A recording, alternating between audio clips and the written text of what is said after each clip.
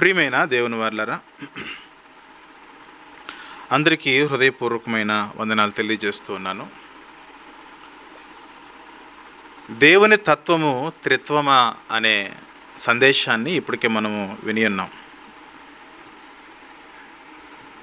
దానిలో నేను చెప్పిన విషయం ఏంటంటే, దేవుడు త్రిత్వమై ఉన్నాడు అనే విషయాన్ని మనము ఆలోచన చేయడం జరిగింది. అయితే త్రిత్వ సారాంశము గురించి దేవుడు కలిగి ఉన్న లక్షణాలు ఏవైతే ఉన్నావో, ఆ లక్షణాల్లో 10 మూల లక్షణాలు చాలా ప్రాముఖ్యమైనవి అని చెప్పడం జరిగింది. ఆ మూల లక్షణాలలో జస్ట్ నేను వివరించుకుంటూ వెళ్ళాను. ఈరోజు దానికి సంబంధించిన రిఫరెన్స్లతో మనం వివరించుకుంటామని చెప్పడం జరిగింది. కాబట్టి ఈరోజు త్రిత్వం యొక్క వర్ణన అనే శీర్షికగా, టైటిల్గా మనం దీన్ని మాట్లాడుకుందాం. త్రిత్వం యొక్క వర్ణన. ఈ త్రిత్వము, త్రియేకము అనే పదాలు మనకు బైబిల్లో కనిపించవు. కాబట్టి త్రిత్వము, త్రియేకము అనే సిద్ధాంతం ఏదైతున్నదో అది తప్పు అని అనుకునేవారు, బోధించేవారు అనేక మంది లేకపోలేదు. మీరు గమనించండి, బైబిల్లో దేవుడు ఒక్కడే అని చెబుతూ ఉన్నది. బైబిల్ మనం ఆదికాండము నుంచి ముగింపు వరకు మనం చూస్తే, ప్రకటన వరకు చూస్తే, దేవుడొక్కడే, దేవుడొక్కడే, దేవుడొక్కడే, దేవుడొక్కడే. ఇద్దరు దేవుళ్ళుగా, ముగ్గురు దేవుళ్ళుగా ఉన్నారు అని బైబిల్ ఎక్కడ కూడా ప్రస్తావన చేయట్లేదు. అటువంటప్పుడు త్రియేకము ఏంటి, త్రిత్వము ఏంటి, ఈ పదాలకున్న అర్థం ఏంటి అనే ఆలోచన కలిగి, ఇది మనకు సంబంధించింది కాదులే అనుకుని ఈ సత్యాన్ని దాట వేస్తూ వెళ్ళిపోయేవారు కూడా లేకపోలేదు. అందుకే జాగ్రత్తగా వినే ప్రయత్నం చేయండి.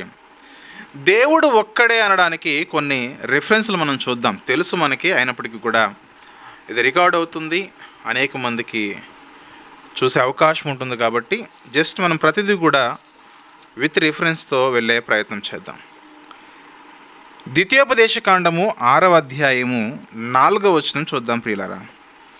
ద్వితీయోపదేశకాండములోని 6వ అధ్యాయము 4వ వచనం చూస్తే, ఇశ్రాయేలు వినుము, మన దేవుడైన యెహోవా అద్వితీయుడగు యెహోవా. అద్వితీయుడు అంటే ఒకే ఒక్కడు, మన దేవుడు ఒక్కడే అనే అర్థం అక్కడ.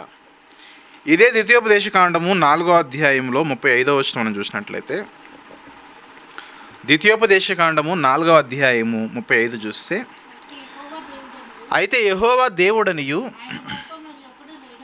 ఆయన తప్ప మరి ఒకడు లేడనియు నీవు తెలుసుకున్నట్లు అది నీకు చూపబడును. దేవుడు ఒక్కడే, ఆయన తప్ప మరొకరు లేరు అనే సత్యాన్ని ఇక్కడ మనకు చాలా చక్కగా, క్లియర్గా ఇది బోధించబడుతుంది. అలాగే క్రొత్త నిబంధనలో కూడా మరిన్ని మాటలు మనం చూద్దాం. కొరింథీయులకు రాసిన మొదటి పత్రిక 8వ అధ్యాయము, కొరింథీయులకు రాసిన మొదటి పత్రిక 8వ అధ్యాయము 4వ వచనం నుండి చూద్దాం ఒకసారి. 4వ వచనం నుండి, కాబట్టి విగ్రహములకు బలిగా అర్పించిన వాటిని తినుట విషయము లోకమందు విగ్రహము ఒట్టిదనియు ఒక్కడే దేవుడు తప్ప వేరొక దేవుడు లేడనియు ఎరుగుదుము. ఇక్కడ కూడా ఒక్కడే దేవుడు, వేరొక దేవుడు లేడు, వేరొక దేవుడు లేడు. దేవతలు అనబడిన వారు, ప్రభువులు అనబడిన వారు అనేకులు ఉన్నారు. ఆకాశమందైనను భూమి మీదనైనను దేవతలు అనబడిన ఉన్నను మనకు ఒక్కడే దేవుడున్నాడు. ఆయన తండ్రి, ఆయన నుండి సమస్తము కలిగెను, ఆయన నిమిత్తము మనమున్నాము. మరియు మనకు ప్రభువు ఒక్కడే, ఆయన యేసుక్రీస్తు, ఆయన ద్వారా సమస్తమును కలిగెను, మనము ఆయన ద్వారా కలిగిన వారమును. ఇక్కడ కూడా చెబుతూ దేవుడు ఒక్కడే, ఒక్కడే దేవుడు అనే సత్యానికి బైబిల్ చాలా క్లియర్గా చెబుతున్నది. అది పాత నిబంధనలోనే కానీ క్రొత్త నిబంధనలో కానీ దేవుడు ఒక్కడే. అలాగే ఎఫెసీయులకు రాసిన పత్రిక 4వ అధ్యాయము, ఎఫెసీ పత్రిక 4వ అధ్యాయము 4వ వచనం చూద్దాం ఒకసారి. 4వ వచనం చూస్తే, శరీరం ఒక్కటే, ఆత్మయు ఒక్కడే, ఆ ప్రకారమే మీ పిలుపు విషయమై ఒక్కటే నిరీక్షణ ఎందుకు పిలువబడితే ప్రభువు ఒక్కడే తండ్రి అయిన దేవుడు, విశ్వాసం ఒక్కటే, తర్వాత బాప్తిస్మం ఒక్కటే, అందరికీ తండ్రి అయిన దేవుడు ఒక్కడే. ఆయన అందరికీ పైగా ఉన్నవాడే అందరిలోనూ వ్యాపించి అందరిలోనూ ఉన్నాడు అనే సత్యాన్ని కూడా ఇక్కడ మనకు దేవుడు ఒక్కడే అనే విషయాన్ని మనకు చాలా క్లియర్గా అర్థమవుతుంది. దీనిలో ఎలాంటి సందేహము లేదు. యాకోబు పత్రికలో ఒక మాట చూద్దాం. యాకోబు పత్రిక 2వ అధ్యాయము 19వ వచనము. యాకోబు పత్రిక 2వ అధ్యాయము 19వ వచనం చూస్తే, దేవుడు ఒక్కడే అని నీవు నమ్ముచున్నావు, అలాగూ నమ్ముట మంచిదే. దేవుడు ఒక్కడే, దేవుడు ఒక్కడే. ఆదికాండం నుంచి ప్రకటన గ్రంథం వరకు ఉన్న విషయాలు మనం చూస్తూ ఉన్నప్పుడు మనకు అర్థమైన సత్యం ఏంటంటే, మనం గమనించిన విషయం ఏంటంటే, దేవుడు ఒక్కడే, ఒక్కడే దేవుడిని మనం కలిగి ఉన్నాం. మరి ఒక్కడే దేవుడు అన్నప్పుడు ఇంకా సమస్య ఏముందండి? దేవుడు ఒక్కడే కదా, మరి త్రియేకము ఏంటి, త్రిత్వము ఏంటి, ఈ పదాల వలన వచ్చిన కలిగిన గలిబిలేంటి, దీన్ని మనం ఎలా అర్థం చేసుకోవాలి అన్న ఆలోచన కలిగి మన వాక్యాన్ని ధ్యానిస్తే, ఒక్కడే దేవుడు అని ప్రస్తావన చేసిన, పరిచయం చేసిన బైబిల్ గ్రంథము ఆ దైవత్వములో, ఆ దేవునిలో 3 వ్యక్తులను, 3 పాత్రలను మనకు పరిచయం చేస్తుంది. మనకు యెహోవాగా తండ్రిగా దేవుడు మనందరికీ తెలుసు. ఆయన్నే ఓవరాల్ సమస్తమైన క్రైస్తవ్యము ఆయనను దేవునిగా గుర్తించడంలో ఎలాంటి సమస్య లేదు. అందరూ కూడా ఆయన్ని దేవునిగా భావిస్తారు. యెహోవా సాక్షులు కూడా ఆయనే దేవుడు అని చెప్తారు. వివిధ మత శాఖలకు సంబంధించిన వారు కూడా ఆయన మాత్రమే దేవుడు అని చెబుతారు. కానీ బైబిల్ గ్రంథం మీరు గమనించండి, ఆయనను పరిచయం చేసిన, తండ్రి అయిన దేవుడుగా మనకు పరిచయం అవుతున్న, యెహోవా దేవునిగా పరిచయం అవుతున్న ఆయనతో పాటు కుమారునిగా ఈ లోకానికి వచ్చిన, కుమారునిగా ఉన్న యేసుక్రీస్తు ప్రభు వారిని బైబిల్ గ్రంథం దేవుడు అన్నది. అలాగే మరొక సందర్భంలో పరిశుద్ధాత్మని కూడా దేవుడు అని బైబిల్ పరిచయం చేసింది. ఓవరాల్ మనం ఇప్పటివరకు చూసిన ఈ విషయాలన్నీ మనకి ఏం బోధిస్తున్నాయి? దేవుడు ఒక్కడే, దేవుడు ఒక్కడే, దేవుడు ఒక్కడే, నేను తప్ప వేరొకరు లేరు అనే సత్యాన్ని మనకు బోధించిన బైబిల్ గ్రంథము. ఇదే బైబిల్లో తండ్రిని దేవునిగా పరిచయం చేసింది. ఇదే బైబిలు యేసుక్రీస్తు సర్వాధికారి అయిన దేవుడిగా ఆయన పరిచయం అయ్యాడు. అననీయ సప్పీరా అపోస్తలుల కార్యములు 5వ అధ్యాయంలో పరిశుద్ధాత్ముడు దేవునిగా మనకు పరిచయం అయ్యాడు. దేవుడు ఒక్కడే, ఆ ఒక్కడే దేవుడని బైబిల్ చాలా స్ట్రాంగ్గా చెబుతుంది. దానిలో ఉన్న వర్ణన మనం గమనిస్తే, దానిలో ఉన్న వివరణను మనం గమనిస్తే, ఒక్కడే దేవుడని పరిచయం చేసిన బైబిల్ గ్రంథంలో తండ్రి మనకు దేవుడుగా కనబడుతున్నాడు, కుమారుడు మనకు దేవుడుగా కనబడుతున్నాడు, పరిశుద్ధాత్ముడు కూడా మనకు దేవుడుగా కనబడుతున్నారు. అందుకే త్రిత్వము, త్రియేకము అనే పదాలకి ఇక్కడ అవసరత ఏర్పడింది. తండ్రి, కుమార, పరిశుద్ధాత్ములు ఎవరైతే ఉన్నారో ఈ ముగ్గురులో కూడా దేవుడు మాత్రమే కలిగి ఉండవలసిన లక్షణాలను కలిగి ఉన్నారు. తండ్రి, కుమార, పరిశుద్ధాత్ములు ఈ ముగ్గురు కూడా దేవుడు మాత్రమే చేయగలిగిన కార్యాలను వారు చేయగలుగుతున్నారు. అందుకే వారి యొక్క స్వభావాలు చాలా ప్రాముఖ్యమైనవి, వారి యొక్క లక్షణాలు చాలా ప్రాముఖ్యమైనవి, వారి యొక్క నిర్ణయాలు చాలా ప్రాముఖ్యమైనవి. ఈ సందేశము త్రిత్వము యొక్క వర్ణన ఏదైతే ఉన్నదో, తండ్రి మాత్రమే దేవుడు, యేసుక్రీస్తు దేవుడు కాదు అనే వాళ్ళకి ఇది ఎంత చెప్పినా అర్థం కాదు. యేసుక్రీస్తు వారు పరిశుద్ధాత్ములకు దేవుడు అనే అవకాశం లేదు అని బోధించే వాళ్ళు చాలామంది ఉన్నారు. బైబిల్లో యేసుప్రభు దేవుడు అని ఉంది కదా అని అంటే, మరి మోషే కూడా దేవుడు అని ఉంది కదా అని ప్రశ్నించేవారు కూడా లేకపోలేదు. కాబట్టి యేసుక్రీస్తు యొక్క దైవత్వాన్ని ఒప్పుకునే వారికి త్రిత్వముల గురించి ఎంత చెప్పినా కూడా ఏమాత్రము కూడా వారు అంగీకరించే అవకాశం లేదు. ఇందులో మరొక గ్రూప్ ఉన్నది. దేవుడు ఒక్కడే, వీళ్ళు చెప్పేది ఏంటంటే దేవుడు ఒక్కడే, ఆయన ఒకప్పుడు తండ్రిగా ఉండెను, తర్వాత కుమారుడిగా లోకానికి వచ్చాను. అంటే తండ్రి లేడు, ఇక్కడ కుమారుడు వచ్చాడు. కుమారునిగా దేవుడు ఉన్నంతసేపు ఆయన కుమారుడైన దేవుడు. ఆయన ఎప్పుడైతే సిలువలో మరణించి ప్రాణం పెట్టి తిరిగి లేచి పైకి వెళ్ళిపోయాడో, ఇక కుమారుడు కూడా లేదు, పరిశుద్ధాత్మ దేవుడే ఉన్నాడు. అంటే తండ్రే కుమారుడుగా వచ్చాడు, కుమారుడే పరిశుద్ధాత్ముడు అయ్యాడు, మళ్ళీ పరిశుద్ధాత్ముడే ఇక దేవుడు అయ్యాడని ఏదో గజిబిజి వర్ణనతో వివరించుకునే వాళ్ళు కూడా ఉన్నారు. కానీ బైబిల్ మనకి ఏం చెప్తుందనంటే, నిన్న నేడు నిరంతరము కూడా తండ్రి కుమార పరిశుద్ధాత్ములు ఉన్నారు అని చెబుతుంది. నువ్వు గతంలోకి వెళ్ళిపోయినా, వర్తమానంలో ఉన్న, భవిష్యత్తులోకి వెళ్ళినా సరే తండ్రి కుమార పరిశుద్ధాత్ములు ఉన్నవారు. కాబట్టి గమనించండి, అర్థం చేసుకోవడానికి ప్రయత్నం చేయండి. దేవుడు ఒక్కడే అని బైబిల్ మనకు చాలా స్పష్టంగా చెబుతుంది. ఆ ఒకే దేవుడు ముగ్గురు వ్యక్తులుగా, మూడు పాత్రలుగా ఆయన మనకు కనిపిస్తున్నాడు. ఈ త్రిత్వములో ఎవరిని మీరు మినహాయించిన దైవత్వము, దేవుడు అనే ఆ సారము, ఆ విషయము పరిపూర్ణం కాదు. ఎందుకంటే దేవుడు తండ్రిగా ఈ దేవుడు అనే ఈ సబ్జెక్ట్లో ఈ ముగ్గురులో తండ్రి ఎవరైతే ఉన్నారో ఆ తండ్రిని మీరు చూడండి. ఆ తండ్రి ప్రణాళికను రూపొందించేవాడు, ప్రణాళిక యొక్క రూపకర్త. కుమారుని చూస్తే ఆ ప్రణాళికను నెరవేర్చువాడు. పరిశుద్ధాత్ముడు చూస్తే ప్రణాళికను బయలుపరిచేవాడు. దేవుడు ముగ్గురిగా మనకు పరిచయం అవుతున్నాడు. ముగ్గురిని కలిపితే ముగ్గురు దేవుళ్ళు కాదు, కానీ ముగ్గురిని కలిపితే ఒక దేవుడు అనే సారం మనకు అర్థం కావాలా. ఈ త్రిత్వం యొక్క వివరణ మనం అర్థం చేసుకోవడానికి దేవుని మీద విశ్వాసం అనేది చాలా ప్రాముఖ్యమైనది. బైబిల్లో ఒకే దేవుడు ఉన్నాడు, దానిలో ఎలాంటి సందేహం లేదు. ఆ ఒకే దేవుడిని బైబిల్ మనకు ముగ్గురుగా పరిచయం చేస్తూ ఉంది. దాన్ని గమనించమని చెబుతున్నాను. తండ్రి ప్రణాళికను రూపొందించేవాడు. అపోస్తుల కార్యములు 2వ అధ్యాయము 23వ వచనం చూద్దాం ఒకసారి.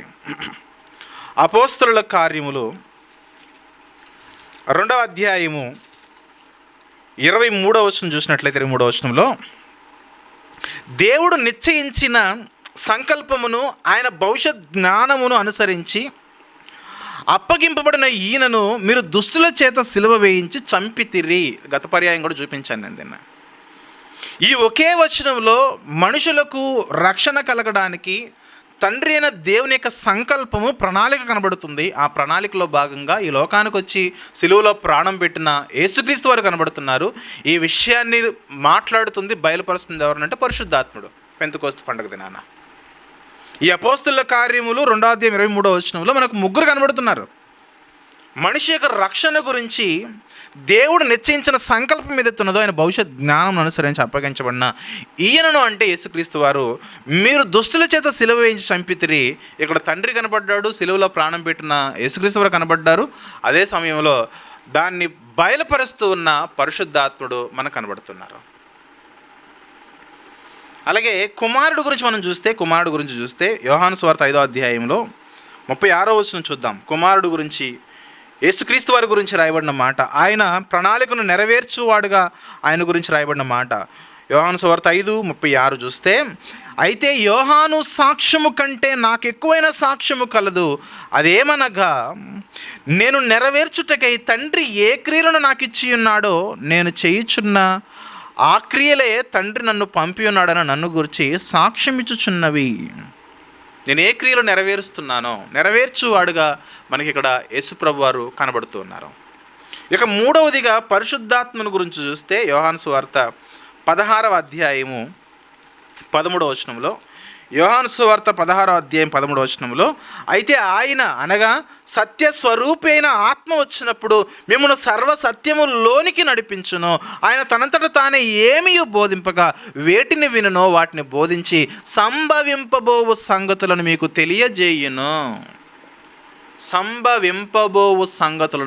తెలియజేయును. అంటే బయలుపరుస్తాడు ఏం జరగబోతుంది అనేది. 14వ వచనంలో, ఆయన నా వాటిలోనివి తీసుకుని మీకు తెలియజేయును. గనుక నన్ను మహిమపరచును. తండ్రికి కలిగి ఉన్నవన్నీ నావి, అందుచేత ఆయన నా వాటిలోనివి తీసుకుని మీకు తెలియచేయునని నేను చెప్పి తిని. పరిశుద్ధాత్మిక పనే బయలుపరచటం. గతాన్ని, వర్తమానాన్ని, భవిష్యత్తుని బయలుపరిచే పని కలిగి ఉన్నవాడు పరిశుద్ధాత్ముడు. అందుకే మీరు బైబిల్లో కొంత వివరణ మీరు చూస్తే, దేవుడు ఆకాశ మహాకాశములు పట్టజాలని దేవుడు, ఆత్మ అయ్యున్న దేవుడు. ఆయన ఆత్మ అయ్యున్న దేవుడు మనిషి యొక్క రక్షణ కోసం ప్రాణం పెట్టాలనంటే, మనుషుల యొక్క విమోచన కొరకు రక్తము చిందించాలనంటే ఆయనకు కుమారుడు కావాలి. అందుకే దైవత్వంలో నుంచి కుమారుడు ఈ లోకానికి రావడం జరిగింది. కుమారుడు మరణించి తిరిగి లేచిన తర్వాత పునరుత్థానుడై మృతుల్లోంచి పైకి లేవాలి. ఆయన పైకి వెళ్ళిపోతాడు, పరలోకమునకు చేర్చబడతాడు. తర్వాత మనకు ఎల్లప్పుడూ నడిపించడానికి ఈ లోకంలో ఒక ఆదరణకర్త కావాలి. ఈ రీజన్ బట్టి దైవము ముగ్గురుగా విభజించబడింది. ముగ్గురు దేవుళ్ళు కాదు, ఒకే దేవుడు ముగ్గురుగా ప్రత్యక్షపరచబడ్డాడు. ఒకే దేవుడు ముగ్గురుగా బయలుపరచబడ్డాడు.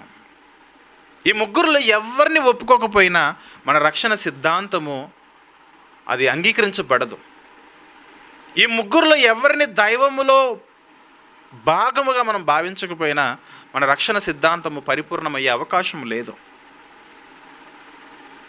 మనిషి కొరకు దేవుడు మరణించకపోతే, సృష్టింపబడిన సృష్టము మరణిస్తే పాప క్షమాపణ కలగదు. మనిషి కొరకు దేవుడు ఈ లోకానికి వచ్చి దేవుడు తను తాను తగ్గించుకుని ప్రాణం పెట్టాడు యేసుప్రభువారు. ఆ కారణాన్ని బట్టి దైవము ముగ్గురుగా ప్రత్యక్షపరచబడింది. అలాగే ఎల్లప్పుడూ మనతో ఉండి నడిపించడానికి పరిశుద్ధాత్ముడు మనతో ఉన్నాడు. ఆ కారణాన్ని బట్టి దైవము ముగ్గురుగా ప్రత్యక్షపరచబడింది.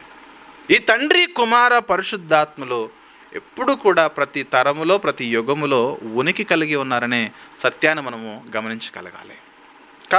కాబట్టి దేవుడు ఒక్కడే దేవుడిలో మనము ముగ్గురిని చూస్తూ ఉన్నాము. మరికొన్ని విషయాలు చూసుకుని మనం ముందుకెళ్దాము. తండ్రిగా పరిచయం అవుతున్న దేవుడు మనం చూస్తే యోహాను సువార్త 6వ అధ్యాయము 27వ వచనం చూద్దాం. తండ్రిగా దేవుడు, యోహాను సువార్త 6వ అధ్యాయము 27వ వచనం చూస్తే క్షయమైన ఆహారము కొరకు కష్టపడకుడు కానీ నిత్య జీవము కలగచేయు అక్షయమైన ఆహారము కొరకే కష్టపడుడి, మనిషి కుమారుడు దాన్ని మీకు ఇచ్చును. ఇందుకై తండ్రి అయిన దేవుడు ఆయనకు ముద్ర వేసి ఉన్నాడు. తండ్రి అయిన దేవుడు, దేవుని గురించి మాట్లాడుతూ దేవుడు ఎవరు అంటే తండ్రి అయిన దేవుడు అన్నారు. అలాగే యేసుప్రభు వారి గురించి యొక్క దైవత్వం మనం చూస్తే, యేసుక్రీస్తు యొక్క దైవత్వాన్ని మనం చూస్తే యోహాను సువార్త 1వ అధ్యాయం 1వ వచనంలో, ఆదియందు వాక్యం ఉండెను, వాక్యము దేవుని యొద్ద ఉండెను, వాక్యము దేవుడై ఉండెను. యేసుప్రభు దేవుడు. ఒప్పుకున్నా ఒప్పుకోకపోయినా యేసుప్రభు దేవుడు. ఆదియందు వాక్యం ఉండెను, వాక్యము దేవుని యొద్ద ఉండెను, వాక్యము దేవుడై ఉండెను. యేసుప్రభువును దేవుడుగా ఒప్పుకొనని వారికి ఈ సందేశము త్రిత్వం యొక్క వర్ణన అర్థమయ్యే అవకాశం ఎంత మాత్రం కూడా లేదు. ఇక మూడవదిగా పరిశుద్ధాత్మ గురించి అపోస్తలుల కార్యములు 5వ అధ్యాయంలో 3వ వచనం చూస్తే, అపోస్తలుల కార్యములు 5వ అధ్యాయం 3వ వచనంలో, అప్పుడు పేతురు, అననీయ, నీ భూమి వేలలో కొంత దాచుకుని పరిశుద్ధాత్మను మోసపుచ్చుటకు సాతాను ఎందుకు నీ హృదయమును ప్రేరేపించెను? ఎవరిని మోసపుచ్చుటకు? పరిశుద్ధాత్మను మోసపుచ్చుటకు. అది నీ యొద్ద ఉన్నప్పుడు నీదే కదా, అమ్మిన పిమ్మట అది నీ వశమై ఉండలేదా? ఎందుకు ఈ సంగతి నీ హృదయంలో ఉద్దేశించుకొనుచున్నావు? నీవు మనుషులతో కాదు దేవునితోనే అబద్ధం ఆడితివి. పైన ఎవరు ఆ దేవుడు? పరిశుద్ధాత్మ దేవుడు. అననీయ, సప్పీర మోసం చేసిన దేవుడు ఎవరు? పరిశుద్ధాత్మ దేవుడు. ఈ లోకంలో సంఘాన్ని నడిపిస్తూ సంఘాన్ని అభివృద్ధి పరుస్తున్న పరిశుద్ధాత్మ దేవుడితో వారు అబద్ధం ఆడితే ఆ రోజు ఏం జరిగిందో మనకు తెలుసు. అబద్ధం ఆడినందుకే వారు మరణిస్తే పరిశుద్ధాత్ముడు దేవుడు కాదు అంటే ఇంకెంత సమస్యను మనం గమనించగలగాలి, ఇంకెంత ప్రమాదమో మనం గమనించగలగాలి. కాబట్టి త్రిత్వములో ముగ్గురున్నారు. ఈ ముగ్గురు కలిస్తేనే, ఏకీభవిస్తేనే దేవుడు అనే సత్యాన్ని మనం గమనించాలి. ముగ్గురు దేవుళ్ళు అనకూడదు ఇక్కడ, ముగ్గురు కలిపితే దేవుడు. ఇలాంటి దృక్పథము కలిగి మనం ఆలోచించగలగాలి. ఎందుకు ఆ డివిజన్ జరిగింది అని అంటే, ప్రణాళిక పరలోకమందున తండ్రి చేస్తాడు, ఆయన ఇక్కడికి రాడు. దాన్ని ఎవరు నెరవేర్చాలి? యేసుక్రీస్తు నెరవేర్చాలా, కుమారుడు నెరవేర్చాలా? ఎలా కుమారుడు ఎలా నెరవేర్చాలి? దేవుడుగా నెరవేర్చాలా. మనుషుల కొరకు ఒకరు చనిపోవడం అనేది, మరొక మనిషి చనిపోతే రక్షణ కాదు, దేవుడు మరణించాలా. అది తండ్రి అయిన దేవుని సంకల్పము. ఆయన వచ్చి పరమునకు తిరిగి వెళ్ళిపోయాడు. ఇక మానవాళ్ళు నడిపించే బాధ్యత పరిశుద్ధాత్మ దేవుడు తీసుకున్నాడు. కాబట్టి దీని అంతా కూడా దృష్టిలో ఉంచుకొని మనం వివరణలోకి వెళ్ళిపోదాము. దేవుడు మాత్రమే కలిగి ఉండవలసిన లక్షణాలు ఏవైతే ఉన్నావో తండ్రి, కుమార, పరిశుద్ధాత్మలు కలిగి ఉన్నారు. తండ్రి కలిగి ఉన్న లక్షణము కుమారుడు కలిగి ఉన్నాడు. తండ్రి కుమారులు కలిగి ఉన్న లక్షణము పరిశుద్ధాత్ముడు కలిగి ఉన్నాడు. తండ్రి పరిశుద్ధాత్మలు కలిగి ఉన్న లక్షణం కుమారుడు కలిగి ఉన్నాడు కదా. కుమారుడు పరిశుద్ధాత్ముడు కలిగిన లక్షణము తండ్రి కలిగి ఉన్నాడు. అలాగే కార్యాలు కూడా దేవుడు మాత్రమే చేయగలిగిన కార్యాలు ఏవైతే ఉన్నావో తండ్రి, కుమార, పరిశుద్ధాత్మలు చేయగలుగుతూ ఉన్నారు. అందుకే ఈ త్రిత్వం యొక్క వర్ణనలో ఈ దైవ సారాంశమును గురించిన దేవుని యొక్క లక్షణాలు ఏవైతే ఉన్నావో ఆ లక్షణాలను 10 లక్షణాలను గత భాగంలో మీకు జస్ట్ అలా చెప్పుకుంటూ వెళ్ళాను. ఆ 10 భాగాల్లో మొదటి భాగము దేవుడు సార్వభౌముడు. దేవుడు కలిగి ఉన్న ఒక లక్షణములో దేవుడు సార్వభౌమత్వము కలిగిన దేవుడు. ఈ సార్వభౌమత్వం అనే లక్షణము ముగ్గురు కలిగి ఉన్నారు. ఎవరిని దేవుడు అనగలరు? ఎవరైతే రాజుగా ఉండి ప్రపంచాన్ని ఏలుతూ అతీతమైన అద్భుతమైన నిర్ణయాలను ఎవరైతే తీసుకుని ప్రపంచాన్ని ఏలగలరో వారిని మనము దేవుడు అని పిలువగలము. విషయం ఏంటంటే ఈ ముగ్గురు కూడా తమ ఇష్టము చొప్పున కార్యక్రమాలను చేసేవారు. దేవుని యొక్క చిత్తము చొప్పున కార్యక్రమాలను నెరవేర్చువారు. సార్వభౌమత్వం కలిగి ఉన్నవారు. సార్వభౌముడు అంటే దేవుడు రాజు, పరిపాలకుడు కదా. తన ఇష్టము చొప్పున తన చిత్తము చొప్పున జరిగించేవాడు. సర్వ సృష్టిపై అత్యున్నతమైన అధికారము కలిగి ఉన్నవారు. వారినే సార్వభౌములు అంటారు. సార్వభౌములు ఎవరిని అంటారు? సర్వ సృష్టి మీద, సమస్తముల మీద ఎవరికైతే అధికారం ఉంటుందో వారిని సార్వభౌమాధికారము కలిగిన వారు అని చెబుతూ ఉంటారు. కాబట్టి ఈ సార్వభౌమత్వం అనే ఈ లక్షణం ఏదైతే ఉన్నదో, ఈ క్యారెక్టర్ ఏదైతే ఉన్నదో తండ్రిలో చూద్దాం. ఒకసారి తండ్రిలో చూద్దాం. దానియేలు గ్రంథము 4వ అధ్యాయము. దేవుడు కలిగి ఉన్న 10 లక్షణాల్లో మొదటి లక్షణం చెబుతున్నాను. ఆ మొదటి లక్షణము సార్వభౌమాధికారము లేదా సార్వభౌమత్వము. దీనిలో తండ్రి కలిగి ఉన్న సార్వభౌమ అధికారం గురించి మనము చూద్దాం. దానియేలు గ్రంథము 4వ అధ్యాయము మనము 17వ వచనము. ప్రతి ఒక్కరూ కూడా జాగ్రత్తగా నోట్ చేసుకోనండి. తండ్రికి సంబంధించిన రిఫరెన్స్లు రాసుకోండి. సార్వభౌమత్వంలో తండ్రికి సంబంధించిన రిఫరెన్స్లు, కుమారుడికి సంబంధించిన రిఫరెన్స్లు, పరిశుద్ధాత్మకు సంబంధించిన రిఫరెన్స్లు, మరి తర్వాత లక్షణంలో తండ్రికి సంబంధించిన రిఫరెన్స్లు, కుమారుడికి సంబంధించిన రిఫరెన్స్లు, పరిశుద్ధాత్మకు సంబంధించిన రిఫరెన్స్లు, అలా చాలా జాగ్రత్తగా రాసుకుంటే ఎప్పటికైనా సరే ఈ సందేశం మనకు చాలా అద్భుతంగా ఉపయోగపడే అవకాశం ఉంటుంది. కాబట్టి దానియేలు గ్రంథములో 4వ అధ్యాయము మనం 17వ వచనం చూస్తే, ఈ ఆజ్ఞ జాగరూకులకు దేవదూతల ప్రకటన అనుసరించి జరుగును, నిర్ణయమైన పరిశుద్ధుల ప్రకటన అనుసరించి సంభవించును. మహోన్నతుడగు దేవుడు మానవుల రాజ్యము పైన అధికారి ఉండి తాను ఎవరికి అనుగ్రహింప నిశ్చయించునో వారికి అనుగ్రహించును. దేవుడు సమస్తమైన మానవుల మీద అధికారి అయి ఉండి ఆయన ఎవరికి అనుగ్రహింప ఇచ్చయించునో తన ఇష్టము చొప్పున జరిగించునో. సార్వభౌమాధికారం అంటే ఆయన ఇష్టము చొప్పున జరిగిస్తాటం కదా. అనుగ్రహింప నిశ్చయించునో వారికి అనుగ్రహించననియో, ఆయా రాజ్యముల పైన అత్యల్ప మనుషులను ఆయన నియమించుచున్నాడనియో మనుషులందరూ తెలుసుకున్నట్లు ఇలాగూ జరుగును. దేవుడు ఎవరునంటే ఆయన రాజుగా ఆయన ఇష్టము చొప్పున కార్యములను జరిగించేవాడు. సృష్టిలోను సమస్తమైన చోట్ల తన ఇష్టము చొప్పున కార్యములను జరిగించేవాడు. సార్వభౌమత్వము గురించి మరొక రిఫరెన్స్ తండ్రి గురించి చూద్దాం. తిమోతి గారికి రాసిన మొదటి పత్రిక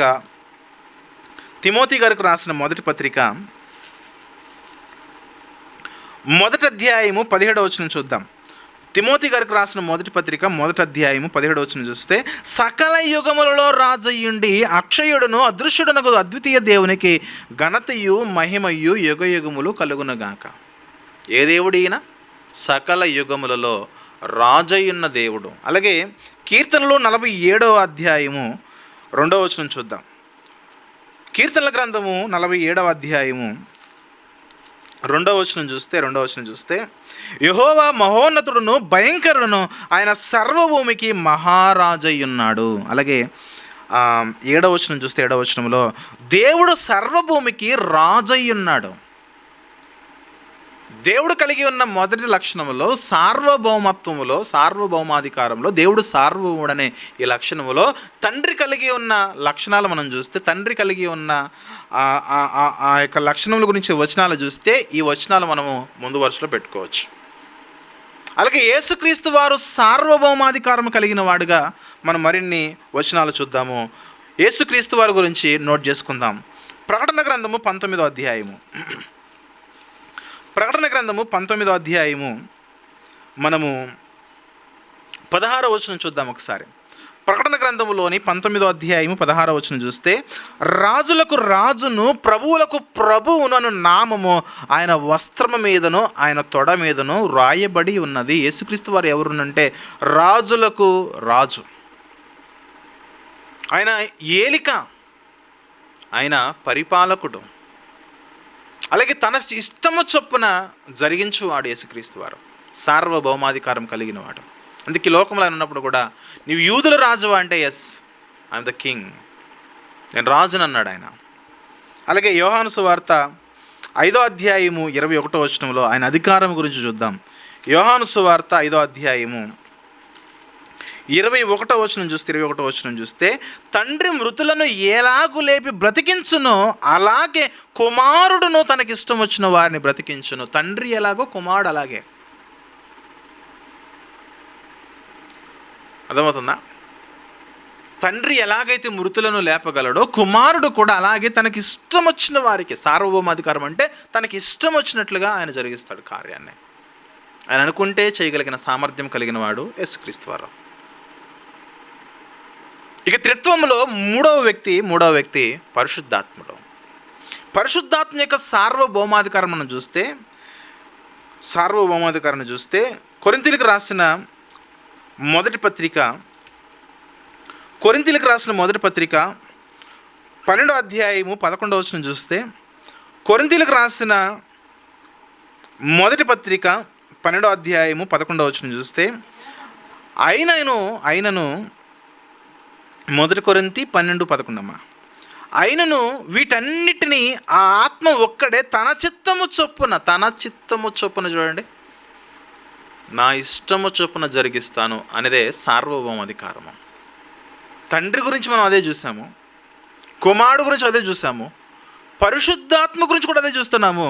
తన చిత్తము చొప్పున ప్రతి వానికి ప్రత్యేకముగా పంచి ఇచ్చుచు కార్యసిద్ధి కలగజేయుచున్నాడు. సార్వభౌమాధికారము, సమస్తము పైన సార్వభౌమాధికారం కలిగిన వారిగా తండ్రి, కుమార, పరిశుద్ధాత్మలు మనము చూస్తున్నాము. త్రిత్వము ఏమై ఉన్నదనంటే త్రిత్వము సార్వభౌమత్వమై ఉన్నది. సార్వభౌమత్వము త్రిత్వమై ఉన్నది.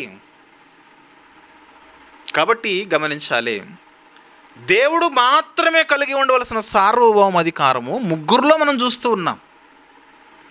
తండ్రిలో, కుమారునిలో, పరిశుద్ధాత్మలో. ప్రియమైన దేవుని వారలారా, అందుకే ఆలోచన కలిగి మనం ముందుకెళ్ళాలి. యేసుప్రభు దేవుడు కాదు అంటే ఆయనకు అంత సార్వభౌమాధికారం ఎక్కడది? పరిశుద్ధాత్ముడు దేవుడు కాదు అంటే ఆయనకు అంత సార్వభౌమాధికారం ఎక్కడదని అంటే కొంతమంది అంటారు, తండ్రి వారికి అధికారం ఇచ్చాడండి కాబట్టి వీళ్ళది ఏమి లేదండి. అధికారం పొందుకున్నారు కాబట్టి, సర్వాధికారం ఇవ్వబడి ఉన్నది కాబట్టి వాళ్ళు చేయగలుగుతున్నారండి, లేకపోతే వాళ్ళు నథింగ్ అండి. అంటే మోషేతో సమానుడుగా చేసే ప్రయత్నం చేస్తున్నారు యేసుప్రభు వారిని. ఇక పరిశుద్ధాత్మ గురించి అది పట్టించుకోరు. అలాంటి డాక్ట్రిన్స్, రాంగ్ డాక్ట్రిన్స్ సమాజంలో ఈరోజు పెరిగిపోతూ ఉన్నాయి. కలిగి ఉన్నది ఏది కూడా సమస్తము నా వలనే కలిగిందని యేసుప్రభు చెబుతూ ఉంటే, యేసుప్రభు సృష్టికర్త అని బైబిల్లో ఎక్కడుంది? నువ్వు చూపించు అంటారు ఈరోజు. అర్థమవుతుందా? అంటే ప్రతిదానికి కూడా పదం కావాలి, ప్రతిదానికి కూడా వచనము కావాలి, అంతేగాని అర్థాన్ని, భావాన్ని గమనించరు. యేసుప్రభు బైబిల్లో దేవుడు ఉంది కదనంటే ఏది చూపించు అంటే మోషే కూడా దేవుడు ఉందిగా అంటున్నారు. మళ్ళీ అహరోను దేవుడు అని ఉందిగా. దేవుని వాక్యం ఎవరికైతే వచ్చిన వారందరూ దైవములను ఉందిగా. ఇటు మనము యేసుప్రభు ఒకటేనా?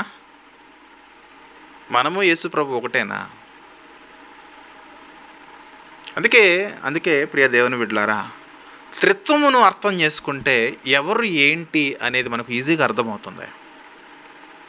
త్రిత్వం మనకు అర్థం కాకపోతే యేసుక్రీస్తు యొక్క స్థాయిని మనం తగ్గించేస్తాము, యేసుక్రీస్తు యొక్క సామర్థ్యం మనం తగ్గించేస్తాము, ఆయనకి ఎలాంటి సార్వభౌమాధికారం లేదు అని మనం భావిస్తాము. అది మన ఆత్మీయ జీవితానికి మంచిది కాదు. దైవమును తక్కువ చేయటం అనేది ఎంత మాత్రము కూడా మంచిది కాదు. ఆయన సర్వాధికారి అయిన దేవుడు ఆయన యేసుప్రభు వారు. అదే సందర్భంలో పరిశుద్ధాత్ముడు కూడా. అలాగని ముగ్గురు దేవుళ్ళు కాదు, ముగ్గురు దేవుడు. ఒకే దేవునిలో 3 ప్రత్యక్షతలు, 3 వ్యక్తులు మనం చూస్తూ ఉన్నాం. స్వభావములో సార్వభౌమత్వం అనే పాయింట్లో వారు ముగ్గురు కూడా సార్వభౌమాధికారాన్ని కలిగి ఉన్నారు. సమస్తమైన మానవాళి మీద, సమస్తమైన సృష్టి మీద అధికారము కలిగిన వారుగా తండ్రి, కుమార, పరిశుద్ధాత్ములు కనబడుతున్నారు. సార్వభౌమాధికారం అంటే దేవుడు మాత్రమే కలిగి ఉండాల. మరి తండ్రి కుమారుడికి ఎందుకు ఉంది, పరిశుద్ధాత్మకి ఎందుకు ఉంది అంత సార్వభౌమాధికారం అంటే వాళ్ళు దైవములోని భాగము. వాళ్ళు దేవత్వం యొక్క సర్వ పరిపూర్ణత యేసుప్రభు నందు ఉంది, కానీ ఆయన దేవుడు కాదట. ఎంత విడ్డూరంగా మాట్లాడతారు. దైవత్వం ఉందిలేండి, కానీ దేవుడని ఉందా?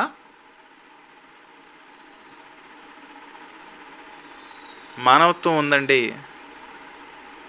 నువ్వు మనిషివి కాదంటే నీకు మండుతుందా?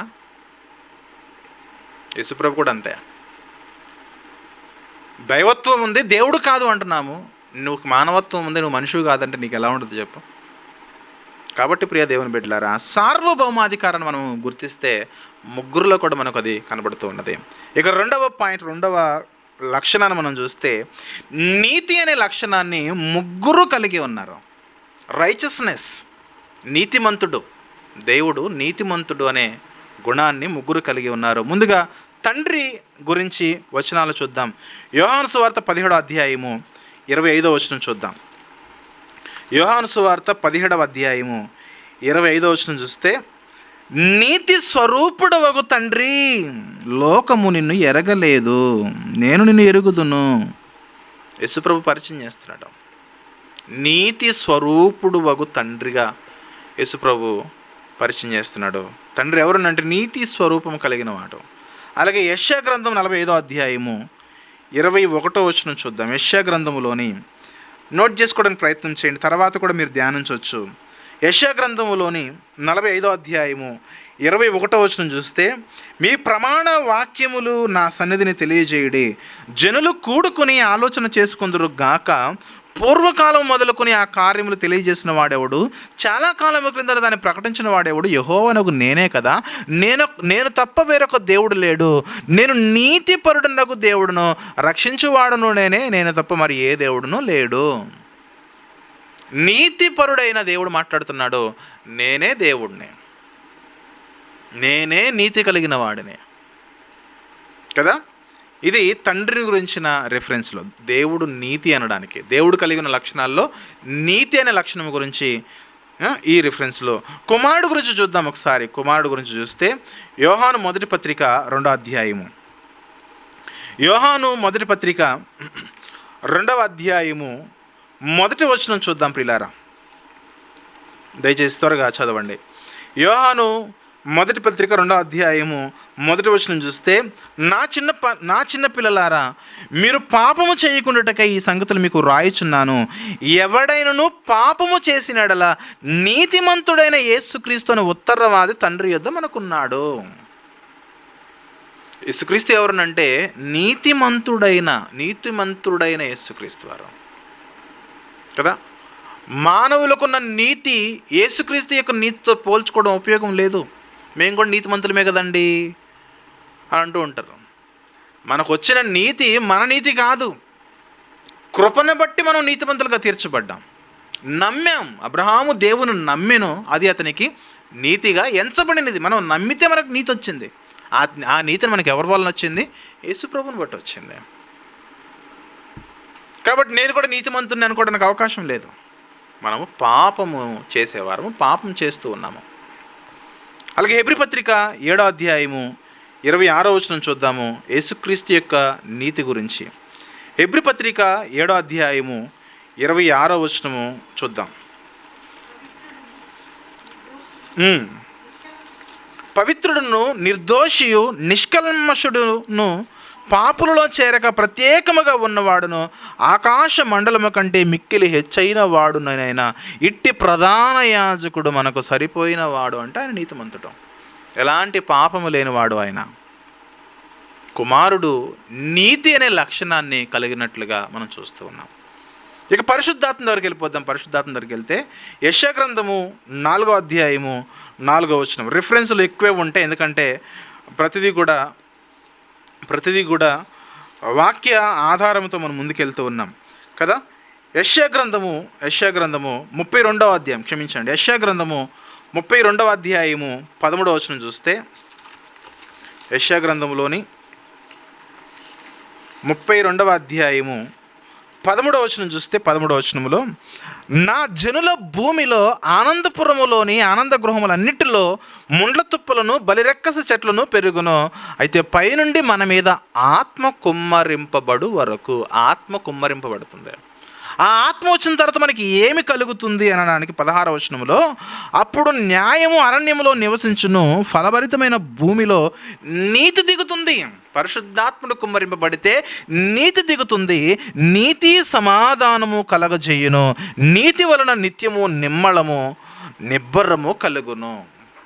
పరిశుద్ధాత్ముడు కలిగి ఉన్న లక్షణము నీతి అనే లక్షణాన్ని ఆయన కలిగి ఉన్నాడు. ప్రియ దేవుని బిడ్డలారా, ముగ్గురులో కూడా నీతి అనే లక్షణం ఉంది చూడండి. త్రిత్వము నీతిమత్వమై ఉన్నది, నీతి త్రిత్వములో ఉన్నది. దేవుడు మాత్రమే కలిగి ఉండవలసిన ఆ నీతి త్రిత్వములో ఉన్న ముగ్గురు కలిగి ఉన్నారు. స్వభావం గురించి మాట్లాడుతున్నాను. నువ్వు యేసు ప్రభు దేవుడు కాదు అంటే, పరిశుద్ధాత్ముడు దేవుడు కాదు అంటే నాకేం సమస్య లేదని అనుకుంటున్నావేమో.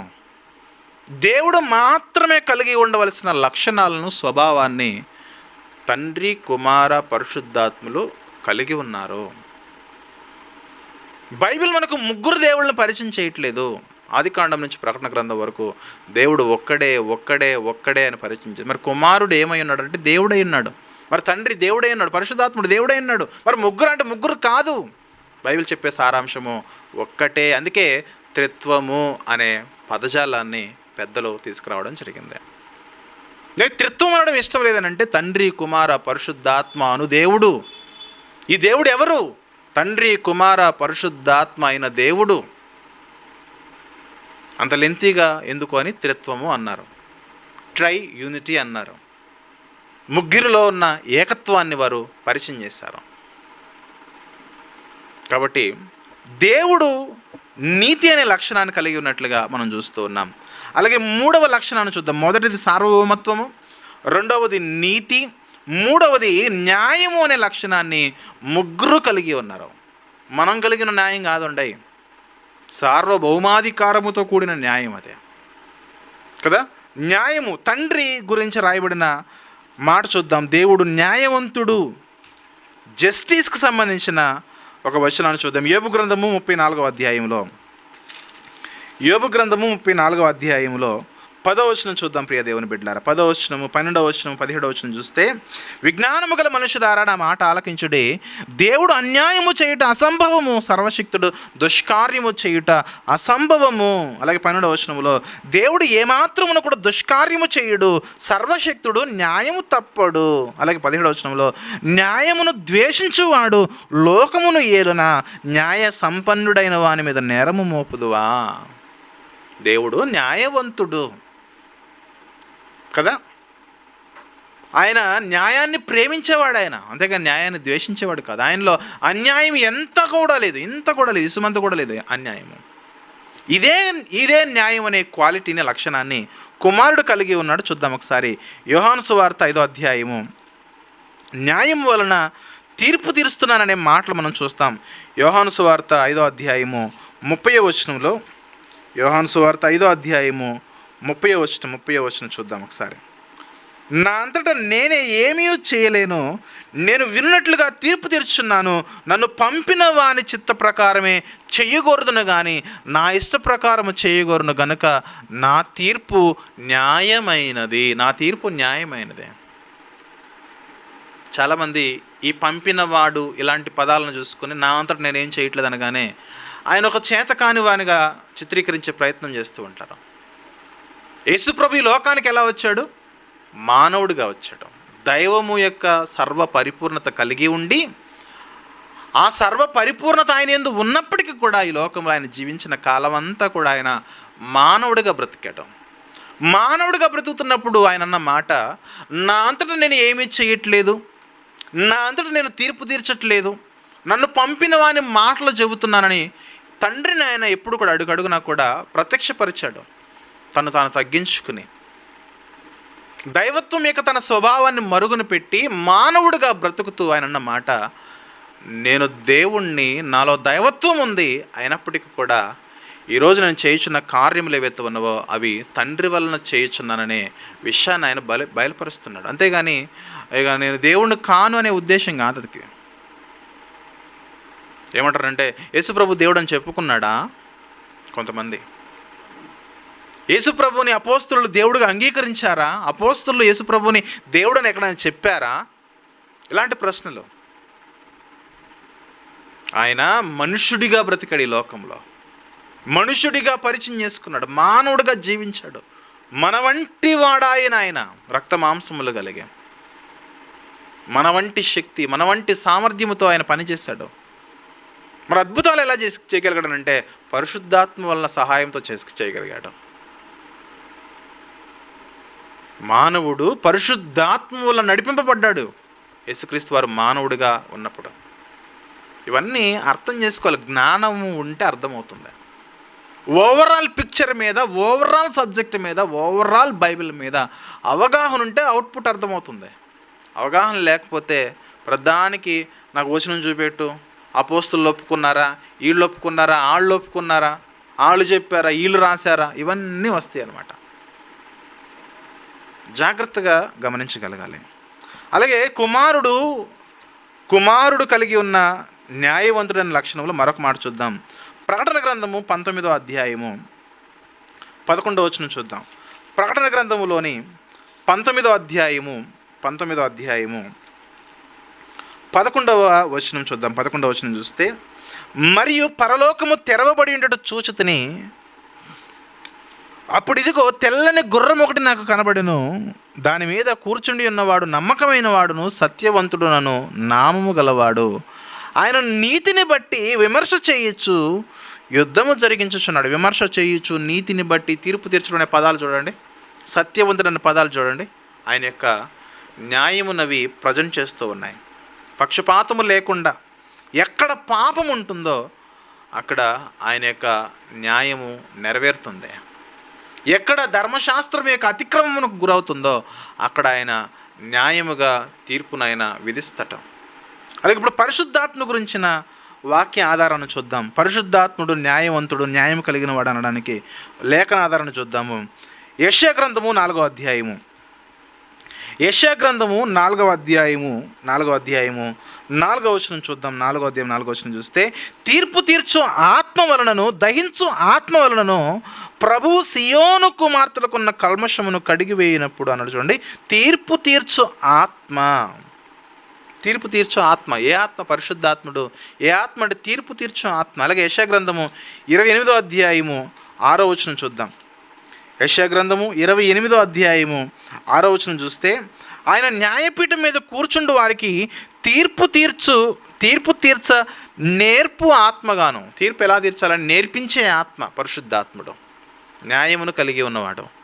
అలాగే యోహాను సువార్త 16వ అధ్యాయము 8వ వచనం కూడా రాసుకోవడానికి ప్రయత్నం చేయండి.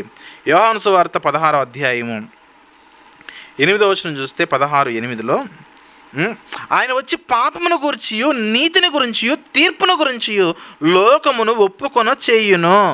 తీర్పు, న్యాయమైన తీర్పు. నువ్వు అన్యాయంగా ప్రవర్తిస్తే అన్యాయంగానే నీకు శిక్ష విధించబడుతుంది. అంటే నువ్వు చేసిన అన్యాయాన్ని బట్టి నీకు న్యాయంగా శిక్ష విధించబడుతుంది. గమనించగలగాలి ప్రియా దేవుని బిడ్డలారా కదా. న్యాయం అనే లక్షణం మీరు చూడండి, త్రిత్వంలో ఉన్న ముగ్గురు కలిగి ఉన్నారు. నేను కూడా న్యాయవంతుండేనని మీరు అనుకోవచ్చు. మన న్యాయము వాళ్ళ తండ్రి కుమార పరిశుద్ధాత్ముల యొక్క న్యాయంతో మనం పోల్చుకుంటే మనం ఏ పాటి వారని చెప్పండి. మనం ఇప్పుడు కూడా పోల్చేసుకుంటాం. నాకంత నీతి ఉంది, నాకంత సార్వభౌమాధికారం ఉంది, నాకంత న్యాయవంతుండు అనేసి. కాబట్టి ప్రియ దేవుని బిడ్డలారా, దేవుడు మాత్రమే కలిగి ఉండవలసిన న్యాయమును తండ్రి కుమార పరిశుద్ధాత్మలు సమపాళల్లో కలిగి ఉన్నారు. అందుకే వారిని త్రిత్వము అని మనము గమనించగలగాలి, అర్థం చేసుకోవాలి. న్యాయవంతుడు త్రిత్వమై ఉన్నాడు. త్రిత్వము న్యాయవంతమై ఉన్నది. ఇది 3వ పాయింట్. ఇక 4వ పాయింట్ చూద్దాము. 4వ పాయింట్ చూస్తే ప్రేమ. ప్రేమ అనే లక్షణాన్ని ముగ్గురు కలిగి ఉన్నారు. చూడండి, లవ్. దేవుడు ప్రేమ అయి ఉన్నాడు. దేవుడు ఎవరునంటే దేవుడు ప్రేమ కదా. యోహాను గారు రాసిన మొదటి పత్రిక 4వ అధ్యాయము 8వ వచనం చూద్దాం ఒకసారి. యోహాను గారు రాసిన మొదటి పత్రిక 4వ అధ్యాయము 8వ వచనం చూస్తే, దేవుడు ప్రేమాస్వరూపి, ప్రేమ లేనివాడు దేవుణ్ణి ఎరుగడు. ఆ ఫుట్ నోట్లో దేవుడు ప్రేమ అయి ఉన్నాడు. దేవుడు లోకమును ఎంతో ప్రేమించును, తన అద్వితీయ కుమారుని లోకానికి ఆయన అనుగ్రహించును. కింద వచనాలు అవే ఉంటాయి. యేసుక్రీస్తు లోకంలోనికి రావడంలో ప్రేమ ఉన్నది. అలాగే కుమారుడు గురించి యేసుక్రీస్తు వారు ప్రేమ అనడానికి మరొక వాక్య ఆధారం చూద్దాము. యోహాను సువార్త 15వ అధ్యాయము 9వ వచనం చూస్తే, యోహాను సువార్తలోని 15వ అధ్యాయము 9వ వచనం చూస్తే 9వ వచనంలో, తండ్రి నన్ను ఎలాగూ ప్రేమించునో నేనును మిమ్మల్ని అలాగూ ప్రేమించి తిని నా ప్రేమ యందు నిలిచియుండుడి. ప్రేమ, నేను ప్రేమిస్తున్నాను అన్నాడు యేసుప్రభువారు. నేను ప్రేమిస్తున్నాను అంటున్నాడు యేసుప్రభువారు. అలాగే పరిశుద్ధాత్ముడు కలిగి ఉన్న ప్రేమ గురించి మనం చూస్తే, ఆయన కలగజేసే ఫలాల్లో మొదటి ఫలమే ప్రేమ. గలతీయులకు రాసిన పత్రిక 5వ అధ్యాయము 22వ వచనం చూస్తే, గలతీ పత్రిక 5వ అధ్యాయము 22వ వచనం చూస్తే, 22వ వచనంలో, అయితే ఆత్మఫలం ఏమనగా ప్రేమ. ఆత్మ కలిగించే ఫలాల్లో ఒక ఫలమే ప్రేమ. ఆ ప్రేమను, ఈ ప్రేమ అనే ఈ గుణాన్ని ముగ్గురు కలిగి ఉన్నారు. చూడండి, దేవుడు ప్రేమ అయి ఉన్నాడు. త్రిత్వము ప్రేమ అయి ఉన్నది. ప్రేమ త్రిత్వము అయి ఉన్నది. గమనించగలగాలి ప్రియ దేవుని బిడ్డలారా. అలాగే 5వ పాయింట్ మనం చూద్దాం. 5వ పాయింట్, నిత్యత్వం అనే లక్షణము ముగ్గురు కలిగి ఉన్నారు. నిత్యత్వం అనే లక్షణము ముగ్గురు కలిగి ఉన్నారు. తండ్రి గురించి ఒక మాట చూద్దాము. యెషయా గ్రంథము 57వ అధ్యాయము 15వ వచనం చూస్తే, యెషయా గ్రంథము 57:15వ వచనం చూద్దాం. యెషయా గ్రంథము 57వ అధ్యాయము 15వ వచనాన్ని మనం చూద్దాం. 15వ వచనం చూస్తే, మహాగణుడును మహోన్నతుడును పరిశుద్ధుడును నిత్య నివాసి అయిన వాడు ఎలాగూ సెలవిచ్చుచున్నాడు. ఎలా సెలవిస్తున్నాడు? ఆయన ఎవరైనా నిత్య నివాసి, ఆయన నిత్య నివాసి, నిత్యము ఉండేవాడు, ఎటర్నల్ గాడ్, ఆయన ఎటర్నిటీ ఆఫ్ గాడ్, ఆయన నిత్య నివాసి దేవుడు, నిత్యుడైన దేవుడు ఆయన. ఆయన కాలం ఇంతే అని అనడానికి నువ్వు సరిపోవు, నేను సరిపోను. నువ్వు గతంలో ఎంత ప్రయాణం చేసినా అక్కడ ఉంటాడు, వర్తమానంలో ఉన్నాడు, భవిష్యత్తులో నువ్వు ఎంత దూరం వెళ్ళినా ఆయన నీకు ఉంటాడు. నిత్యుడైన దేవుడు మన దేవుడు. అలాగే కుమారుడు గురించి మనం చూస్తే మనకు తెలుసు, ఆదియందు వాక్యము ఉండును, వాక్యము దేవుని యొద్ద ఉండెను, ఆ వాక్యము దేవుడై ఉండెను. ఈ భూమి సంవత్సరం సృష్టించక పడక మునిపే యేసుక్రీస్తు వారు ఉన్నవాడు. ఆయన ఎప్పటి నుంచి ఉన్నాడు అని మనము ఆయనకి టైంను నిర్ణయించడం అనేది మంచిది కాదు. ఆయన పుట్టినవాడని, ఆయన కలగజేయబడిన వాడని, తండ్రి యొక్క నిత్యత్వంలో ఆయనకి సమపాళ్ళు లేవని బోధలు చాలా ఉన్నాయి. సమయం అనేది లేని కాలము నుండి ఉనికి కలిగి ఉన్న యేసుప్రభు గురించి, సమయము వచ్చిన తర్వాత పుట్టిన మనిషి ఓ ప్రభువా నీ సమయం ఇంతే అని చెప్పడము ఎంత మూర్ఖత్వమో కదా, ఎంత అవివేకమో కదా, ఎంత బుద్ధిహీనత కదా. అంతే కదా. యేసుప్రభు వారు ఎవరు? ఈ సమస్తమైన సృష్టి, ఈ భూమి, ఈ టైం ఏదైతే ఉన్నదో ఈ టైంకి ఆధారం యేసుప్రభు వారు. ఈ టైం ఎలా వస్తుంది? భూమి తిరగాలి, చంద్రుడు తిరగాలి, సూర్యుడు తిరగాలి, ఇవన్నీ తిరిగితే టైం వస్తుంది. వీటన్నిటిని కలగజేస్తుంది ఆయన. ఆయన నిత్యుడు కాదంటే ఎలా?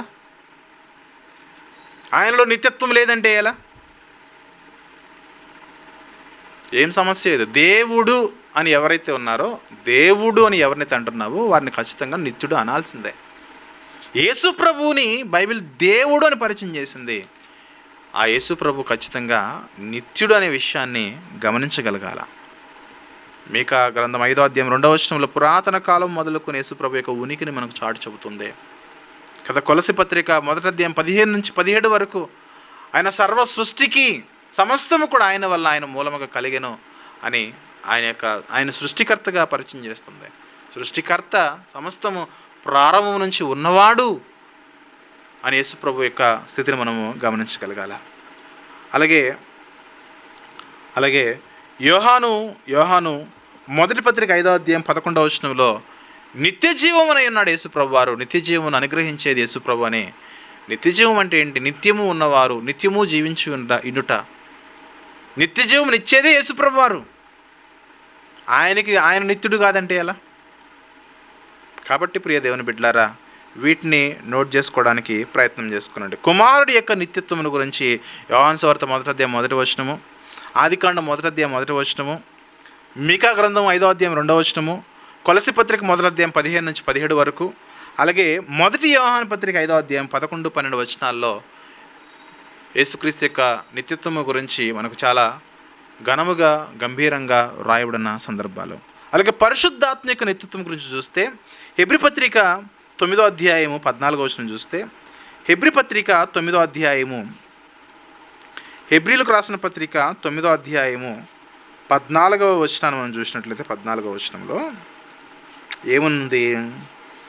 నిత్యుడగు ఆత్మ ద్వారా తన్ను తాను దేవునికి నిర్దోషినిగా అర్పించుకున్న క్రీస్తు యొక్క రక్తము నిర్జీవ క్రియలను విడిచి జీవము గల దేవుని సేవించుటకు మీ మనస్సాక్షిని ఎంతో ఎక్కువగా శుద్ధి చేయును కదా.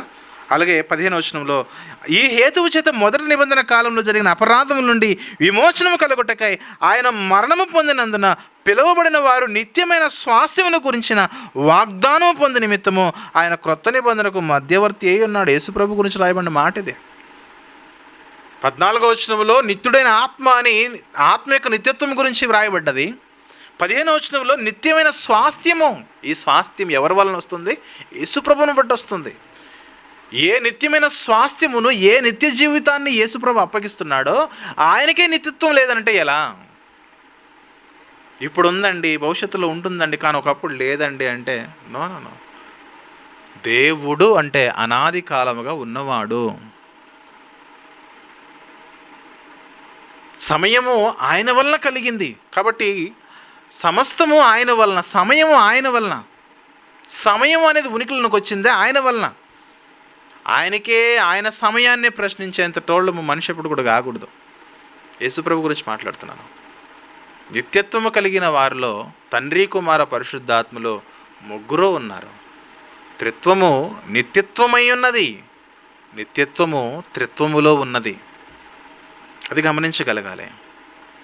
ఇదెన్నో పాయింట్? ఇది ఐదవ పాయింట్. ఇక ఆరో పాయింట్ మనం చూద్దాం. ఆరో పాయింట్ చూస్తే, దేవుడు సర్వశక్తిమంతుడనే లక్షణాన్ని కలిగి ఉన్నాడు, లేదా సర్వశక్తిమంతుడనే ఈ లక్షణాన్ని ముగ్గురు కలిగి ఉన్నారు, తండ్రి, కుమార, పరిశుద్ధాత్మలో. ఒకసారి చూద్దాము. యోబు గ్రంథంలో తండ్రి గురించి, తండ్రి యొక్క సర్వశక్తి గురించి ఒక చిన్న వచనాన్ని మనం చూద్దాము. యోబు గ్రంథము 37వ అధ్యాయము 23వ వచనం చూస్తే, సర్వశక్తుడగు దేవుడు మహత్యము గలవాడు, ఆయన మనకు అగోచరుడనే ఉంది చూడండి.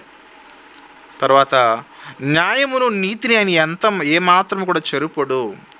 న్యాయం అనే గుణము, నీతి అనే గుణము ఇక్కడ మనకు కనబడుతూ ఉన్నది. ఇక్కడ దేవుడు ఎవరునంటే తండ్రిగా పరిచయం అవుతున్న ఆయన సర్వశక్తుడు. అలాగే కుమారుడి యొక్క సర్వశక్తి గురించి మనం చూద్దాము. మత్తయి సువార్త 28వ అధ్యాయము 18వ వచనం చూస్తే, మత్తయి సువార్తలోని 28వ అధ్యాయము 18వ వచనములో, అయితే యేసు వారి యొద్దకు వచ్చి, పరలోకమందును భూమి మీదను నాకు సర్వాధికారం ఇయ్యబడి ఉన్నది. ఇది అంటారండి, ఇవ్వబడింది కానీ ఆయన సర్వాధికారం లేదు. తండ్రి ఇస్తే సర్వాధికారం వచ్చింది, అంతేగాని ఆయన సర్వాధికారం లేదు. మీరు సువార్తల్లో చాలా బాగా గమనించండి. సువార్తలలో ఏ వచనము ఆయన మానవుడిగా ఉండి మాట్లాడుతున్నాడు, ఆయన దేవుడిగా ఉండి మాట్లాడుతున్నాడు, అదే ఆ యొక్క వివేకం మనకు ఉండాలి.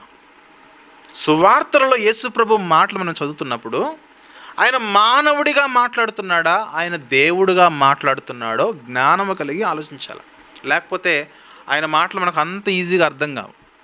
ఆ రోజున శాస్త్రులకు అర్థం కాలే, పరిశీలకు అర్థం కాలే, గొప్పవాళ్ళకి అర్థం కాలే, ప్రధాన యాజకులకు అర్థం కాలే, ధర్మశాస్త్ర ఉపదేశకులకు అర్థం కాలే ఆయన చెప్పిన మాటలు.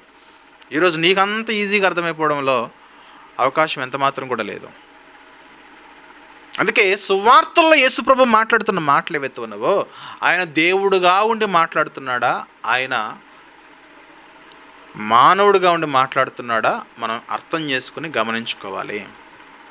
సర్వాధికారం ఇవ్వబడింది ఉన్నదని అంటే, ఇవ్వబడిందండి, ఆయన సర్వాధికారం లేదని వాదించేవాళ్ళు ఉన్నారు. ఒకసారి మనసు పెట్టి ఆలోచించు. ఆయన ఎక్కడుండి మాట్లాడుతున్నాడు? దేవుడుగానా, మానవుడిగానా? ఆయన ఎలా మాట్లాడుతున్నాడు? ఇస్తేనే సర్వాధికారం కాదు. ఆయన ప్రారంభం నుంచి సర్వాధికారము, సార్వభౌమత్వం అనేది కలిగి ఉన్నవాడు ఆయన. అలాగే సర్వశక్తుడి గురించి ప్రకటన గ్రంథము, కుమారులను సర్వశక్తి గురించి, సర్వాధికారము గురించి ప్రకటన గ్రంథము 19వ అధ్యాయము 6-7 వచనాలను కూడా నోట్ చేసుకునే ప్రయత్నం చేయండి. ప్రకటన గ్రంథం 19వ అధ్యాయము 6వ వచనం చూస్తే, అప్పుడు గొప్ప జనసమూహము శబ్దమును, విస్తారమైన జలముల శబ్దమును, బలమైన ఉరుముల శబ్దమును పోలిన ఒక స్వరము, సర్వాధికారియు ప్రభువునకు మన దేవుడు ఏలుచున్నాడు, ఆయన స్తుతించుడి, గొర్రెపిల్ల వివాహ మహోత్సవ సమయము వచ్చినది, ఆయన భార్య తన్ను తాను సిద్ధపరచుకొనిచున్నది గనుక మనం సంతోషపడి ఉత్సహించి ఆయన మహిమపరచుదామని చెప్పగా వింటిమి. ముందేమన్నాడు? దేవుడు అన్నాడు. తర్వాత ఏమన్నాడు? గొర్రెపిల్ల అన్నాడు. ఆ దేవుడు సర్వాధికారియకు ప్రభువు. యేసు ప్రభు యొక్క సర్వశక్తి గురించి లేఖనం మాట్లాడుతుంది. నెక్స్ట్ పరిశుద్ధాత్మ గురించి మనం చూస్తే, పరిశుద్ధాత్మ గురించి చూస్తే 2వ తిమోతి మొదటి అధ్యాయము తిమోతి గారికి రాసిన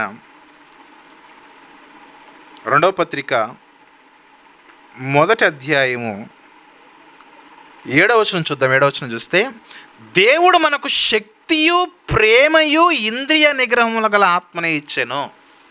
ఏ ఆత్మ? శక్తి గల ఆత్మ, ప్రేమ గల ఆత్మ, ఇంద్రియ నిగ్రహముల గల ఆత్మ. పరిశుద్ధాత్ముడు సర్వశక్తి కలిగిన వాడిగా మనకి ఇక్కడ పరిచయం అవుతున్నట్లుగా మనం చూస్తున్నాం. అలాగే రోమిలకు రాసిన పత్రిక 15వ అధ్యాయం పరిశుద్ధాత్మ గురించిన వచనాలు మనం చదువుతున్నాం.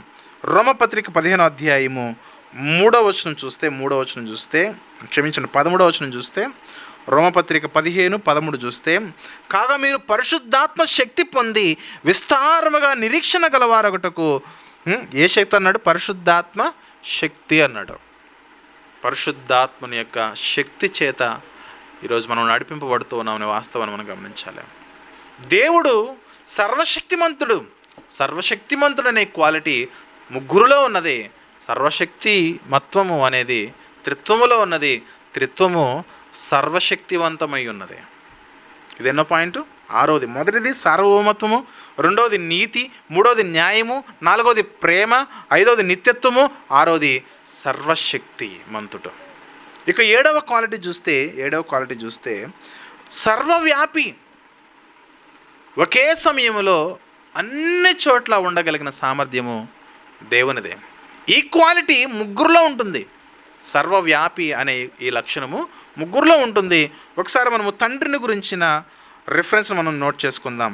సామెతల గ్రంథములో 15వ అధ్యాయము 3వ వచనం చూద్దాం. సామెతల గ్రంథంలోని 17వ అధ్యాయము 3వ వచనం చూస్తే, యెహోవా కన్నులు ప్రతి స్థలము మీద ఉండును. ఆయన అన్నిటినీ చూస్తాడు. ఆయన సమస్తమును ఎరిగి ఉన్నవాడు. ఆయన సర్వవ్యాపి అనే ఈ గుణము తండ్రిని గురించి ఈ రిఫరెన్స్ నోట్ చేసుకునండి. కుమారుడు గురించి చూద్దాం. కుమారుడు గురించి చూస్తే మత్తయి సువార్త 18వ అధ్యాయము 20వ వచనము. మత్తయి సువార్త 18వ అధ్యాయము 20వ వచనం చూస్తే, ఏలైనగా ఇద్దరు ముగ్గురు నా నామమును ఎక్కడ కూడి ఉందరో అక్కడ నేను వారి మధ్యన ఉందనని చెప్పాను. ఎక్కడ ఇద్దరు ముగ్గురు నా నామానికి కూడి ఉంటారో అక్కడ నేను ఉంటా. ఎక్కడ ఎవరు మోకరించినా అక్కడ యేసుప్రభు ఉంటాడు. అదొక వాగ్దానం మనకు. నువ్వు ఆస్ట్రేలియాలో మోకరించినా, ఇండియాలో మోకరించినా, అమెరికాలో మోకరించినా, ఎక్కడ మోకరించినా సరే ఆయన ఉంటాడు. సమస్తమైన చోట్ల, ప్రతి చోట కూడా ఆయన ఉంటాడు. ప్రతి దానిలో కాదు, ప్రతి చోట ఉంటాడు. అంటే రాయిలో ఉంటాడా, చెట్టులో ఉంటాడా, పుట్టలో ఉంటాడా, అది కాదు. ప్రతి దానిలో ఉండడం కాదు, ప్రతి చోట ఉంటాడు ఆయన. ఆ వేరియేషన్ని గమనించగలగాలి. అలాగే ఇదే మత్తయి సువార్త 28వ అధ్యాయము 20వ వచనంలో, మత్తయి సువార్త 28:20 మనం చూస్తే చివరి వచనము, నేను మీకు ఏ సంగతులను ఆజ్ఞాపించుతున్నా వాటన్నిటిని గైకొన్న వల్లని వారికి బోధించి, ఇదిగో నేను యుగ సమాప్తి వరకు సదాకాలము మీతో ఉంటా. సదాకాలము ఉంటా, నిత్యము ఉంటా, మీతో ఉంటాను నేను. మీరు ఎప్పుడు నన్ను పిలిస్తే అప్పుడు నేను మీకు పలుకుతా, సమాధానాన్ని ఇస్తా అనేక సర్వవ్యాపి యొక్క లక్షణం అదే. అలాగే పరిశుద్ధాత్మ గురించి మనం వివరణ చూద్దాం. పరిశుద్ధాత్మ యొక్క రిఫరెన్స్ మనం చూద్దాం. పరిశుద్ధాత్ముడు అన్ని చోట్ల ఉంటాడనడానికి, అన్ని సమయాల్లో ఉంటాడనడానికి ఒక రిఫరెన్స్ని చూద్దాం. కీర్తనలో 139వ కీర్తన 7వ వచనం చూస్తే, 139వ కీర్తన 7వ వచనం చూస్తే, నీ ఆత్మ ఎద్దునుడు నేను ఎక్కడికి పోవదును, నీ సన్నిధి ఎద్దునుడు నేను ఎక్కడికి పారిపోదును. నేను ఆకాశంలోకి ఎక్కిన నువ్వు అక్కడ ఉన్నావు, నేను పాతాళ ముందు పండుకున్న నువ్వు అక్కడ ఉన్నావు. ఎక్కడికి వెళ్ళినా సరే పరిశుద్ధాత్ముడు ఉంటాడు. మన హృదయంలో ఉంటాడు, హృదయం బయట ఉంటాడు, ఇంటి బయట ఉంటాడు, అన్ని చోట్ల పరిశుద్ధాత్ముడు ఉంటాడు. ప్రతి చోట పరిశుద్ధాత్ముడు ఉంటాడు. కాబట్టి ఏవైతే రిఫరెన్సులు ఇస్తున్నామో ఈ రిఫరెన్సులు తండ్రికి ఇస్తున్నాము, కుమారుడికి ఇస్తున్నాము, పరిశుద్ధాత్మకి ఇస్తున్నాం. కాబట్టి నోట్ చేసుకుని జాగ్రత్తగా ఒక్కొక్కటి వినే ప్రయత్నం చేయండి. ఒక్కొక్కటి పరిశీలన చేసే ప్రయత్నం చేయండి. అవసరమైతే మరొకసారి దీన్ని వినే ప్రయత్నం చేయండి. ఇది లైవ్లో అలాగే ఉంటుంది, లేకపోతే దీన్ని ఎడిట్ చేసి త్రిత్వం యొక్క వర్ణన అనే టైటిల్తో అప్లోడ్ చేసే ప్రయత్నం చేస్తాం. సర్వవ్యాపి అనే గుణము త్రిత్వములో ఉన్నది. త్రిత్వము సర్వవ్యాపి అనేది ముగ్గురు కూడా ఈ యొక్క లక్షణాన్ని కలిగి ఉన్నారు. సార్వభౌమత్వము కలిగి ఉన్నారు ముగ్గురు, నీతిని కలిగి ఉన్నారు ముగ్గురు, న్యాయమును కలిగి ఉన్నారు ముగ్గురు, ప్రేమను కలిగి ఉన్నారు ముగ్గురు, నిత్యత్వం కలిగి ఉన్నారు ముగ్గురు, సర్వశక్తిమత్వం కలిగి ఉన్నారు ముగ్గురు, సర్వవ్యాపి అనే లక్షణాన్ని కలిగి ఉన్నారు ముగ్గురు. దేవుడు మాత్రమే కలిగి ఉండవలసిన క్వాలిటీని ముగ్గురు కలిగి ఉన్నారు. అలాగే ముగ్గురు దేవుడు అంటే ముగ్గురు దేవుడు కాదు, ఒక్కడే దేవుడు. దేవుడు ఒక్కడే. ఆ ఒక్కడైన దేవునిలో ముగ్గురు పాత్రలు, మూడు వ్యక్తులు మనకు కనబడుతూ ఉన్నారు. స్వభావములో ఈక్వాలిటీ మెయింటైన్ అవుతుంది, హెచ్చుతగ్గులు లేకుండా. కళ్ళు తెరిచి జ్ఞానము కలిగి ఆలోచిస్తే అర్థమయ్యే విషయాలు. అజ్ఞానంతో నిండుకుని యేసుప్రభు యొక్క దైవత్వాన్ని ఒప్పుకోకపోతే త్రిత్వం ఎంత మాత్రం కూడా మనకు అర్థం కాదు. కొంతమంది ఉంటారు, తండ్రి దేవుడా అంటే దేవుడే అండి, యేసుక్రీస్తు వారు దేవుడా అంటే దేవుడే, పరిశుద్ధాత్ముడు దేవుడు అంటే దేవుడే. అంటే మీకు ముగ్గురు దేవుళ్ళా? ఒకటే దేవుడా? ఒక్కడే దేవుడు. వీరు ముగ్గురు యొక్క దైవత్వాన్ని అంగీకరిస్తారు కానీ త్రిత్వాన్ని అంగీకరించరు. ముగ్గురు దేవుళ్ళని బైబిల్ చెప్పట్లేదు కదా, ఒక్కడే దేవుడు. మరంటప్పుడు తండ్రి దేవుడు ఎలాగవుతాడు, పరిశుద్ధాత్ముడు దేవుడు ఎలాగవుతాడు, కుమారుడు దేవుడు ఎలాగవుతాడు అని అంటే ఆయన త్రిత్వముగా ఉన్న దేవుడు. ఈ వివరణ అర్థం కాకపోతే మనకు మిగిలిన విషయాలు మనకు డోర్స్ ఓపెన్ అవ్వవు. చాలా జాగ్రత్తగా గమనించండి. ఇక మనం చూస్తే 8వ లక్షణంలోకి వెళ్ళిపోదాం. ఒకసారి మొదటి 7 ఏంటో ఒకసారి చూద్దామా? సార్వభౌమత్వం అనే లక్షణము, నీతి అనే లక్షణము, న్యాయమైన లక్షణము, ప్రేమ అనే లక్షణము, నిత్యత్వం అనే లక్షణము, సర్వశక్తిమంతుడైన లక్షణము, సర్వవ్యాపి అనే లక్షణము. ఇక 8వది మనం చూస్తే సర్వజ్ఞాని అనే లక్షణము. సర్వజ్ఞాని అనే లక్షణము ముగ్గురు కలిగి ఉన్నారు. చూడండి, సర్వజ్ఞాని అనే లక్షణము ముగ్గురు కలిగి ఉన్నారు. ఓమ్నిషియంట్ అంటే దేవుడు సర్వజ్ఞాని, సర్వము ఎరిగినవాడు, సర్వమును కూడా తెలిసినవాడు. ఆయన తండ్రిని గురించి కొన్ని వచనాలు చూద్దాం. 139వ కీర్తనలో ఎలాగో మనం ఉన్నాం కదా, 139వ కీర్తనలో 1 నుంచి 6 వచనాలు రాసుకోనండి. 1 నుంచి 6 వచనాలు.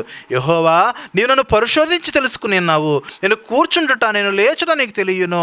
నాకు తలంపు పుట్టక మునిపే నీవు నా మనసు గ్రహించుచున్నావు. నా నడక, నా పడక నీవు పరిశీలన చేసి ఉన్నావు కదా. నా చర్యలన్నింటినీ నీవు బాగా తెలిసి ఉన్నావు. యెహోవా, మాట నా నాలుకకు రాకమునిపే అది నీకు పూర్తిగా తెలిసి ఉన్నది. వెనుకను ముందును నీవు నన్ను ఆవరించి ఉన్నావు. సమస్తము తెలిసినవాడు ఆయన. ఇది తెలుసు, ఇది తెలియదు అనడానికి లేదు. అలాగే హెబ్రీ పత్రిక 4వ అధ్యాయం 13వ వచనంలో దేవుడు సర్వజ్ఞాని అనడంలో, ఆయనకు సమస్తము తెలుసు అనడంలో, హెబ్రీ పత్రిక 4వ అధ్యాయము 13వ వచనంలో, మరియు ఆయన దృష్టికి కనబడిన స్పష్టము ఏదీ లేదు, మనం ఎవరికి లెక్క ఒప్పచెప్పవలసినదో ఆ దేవుని కన్నులకు సమస్తమును మరుగు లేక తేటగా ఉన్నది. ఆయనకు అంతా తెలుసు. సర్వజ్ఞాని ఆయన దగ్గరకు వచ్చి తోక ఆడిస్తే కుదరదు. ప్రభు నీకు తెలుసా అనడంలో కూడా అర్థం లేదు. ఆయనకు అంతా తెలుసు ఆయనకి కదా. ఇది తండ్రిని గురించిన వచనాలు. కుమారుడు సర్వజ్ఞాని అనడానికి రిఫరెన్సులు చూద్దాము. యోహాను సువార్త 2వ అధ్యాయము, యోహాను సువార్త 2వ అధ్యాయము 24-25 వచనాలు చూద్దాం. యోహాను సువార్త 2:24. యోహాను సువార్త 2:24 చూస్తే, అయితే యేసు అందరినీ ఎరిగిన వాడు గనుక ఆయన తన్ను వారి వశము చేసుకొనలేదు, ఆయన మనుషుని ఆంతర్యమును ఎరిగినవాడు. చూసారా, ఎరిగినవాడు, సమస్తమును కూడా ఎరిగినవాడనే ఆ మాట మనం చూస్తున్నాం. ఇదే యోహాను సువార్త 18వ అధ్యాయము 4వ వచనం చూద్దాం. యోహాను సువార్త 18వ అధ్యాయము 4వ వచనాన్ని చూస్తే, 4వ వచనం చూస్తే, యేసు తనకు సంభవింపబోవునవి అన్నీ ఎరిగిన వాడే వారి వద్దకు వెళ్ళి కదా, మీరు ఎవరిని వెతుకుచున్నారని వారిని అడిగాను.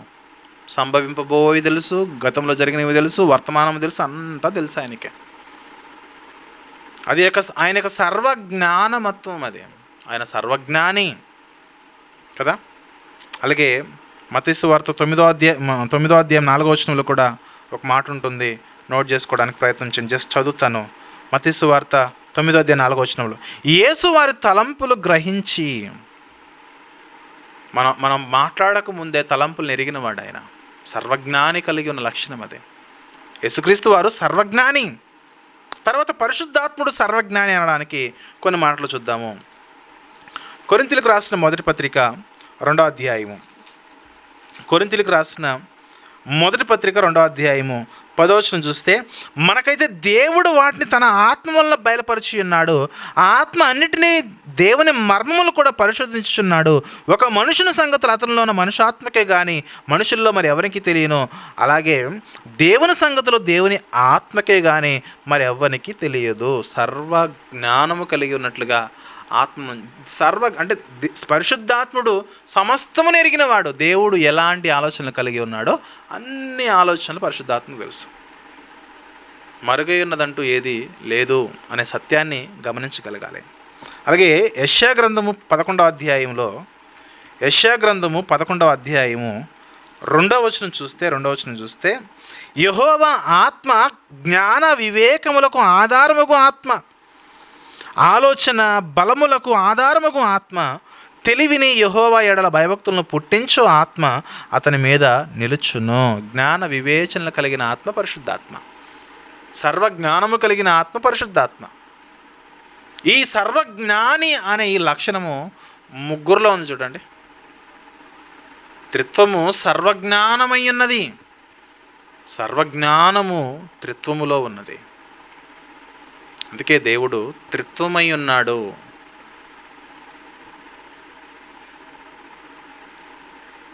గమనిస్తున్నారా?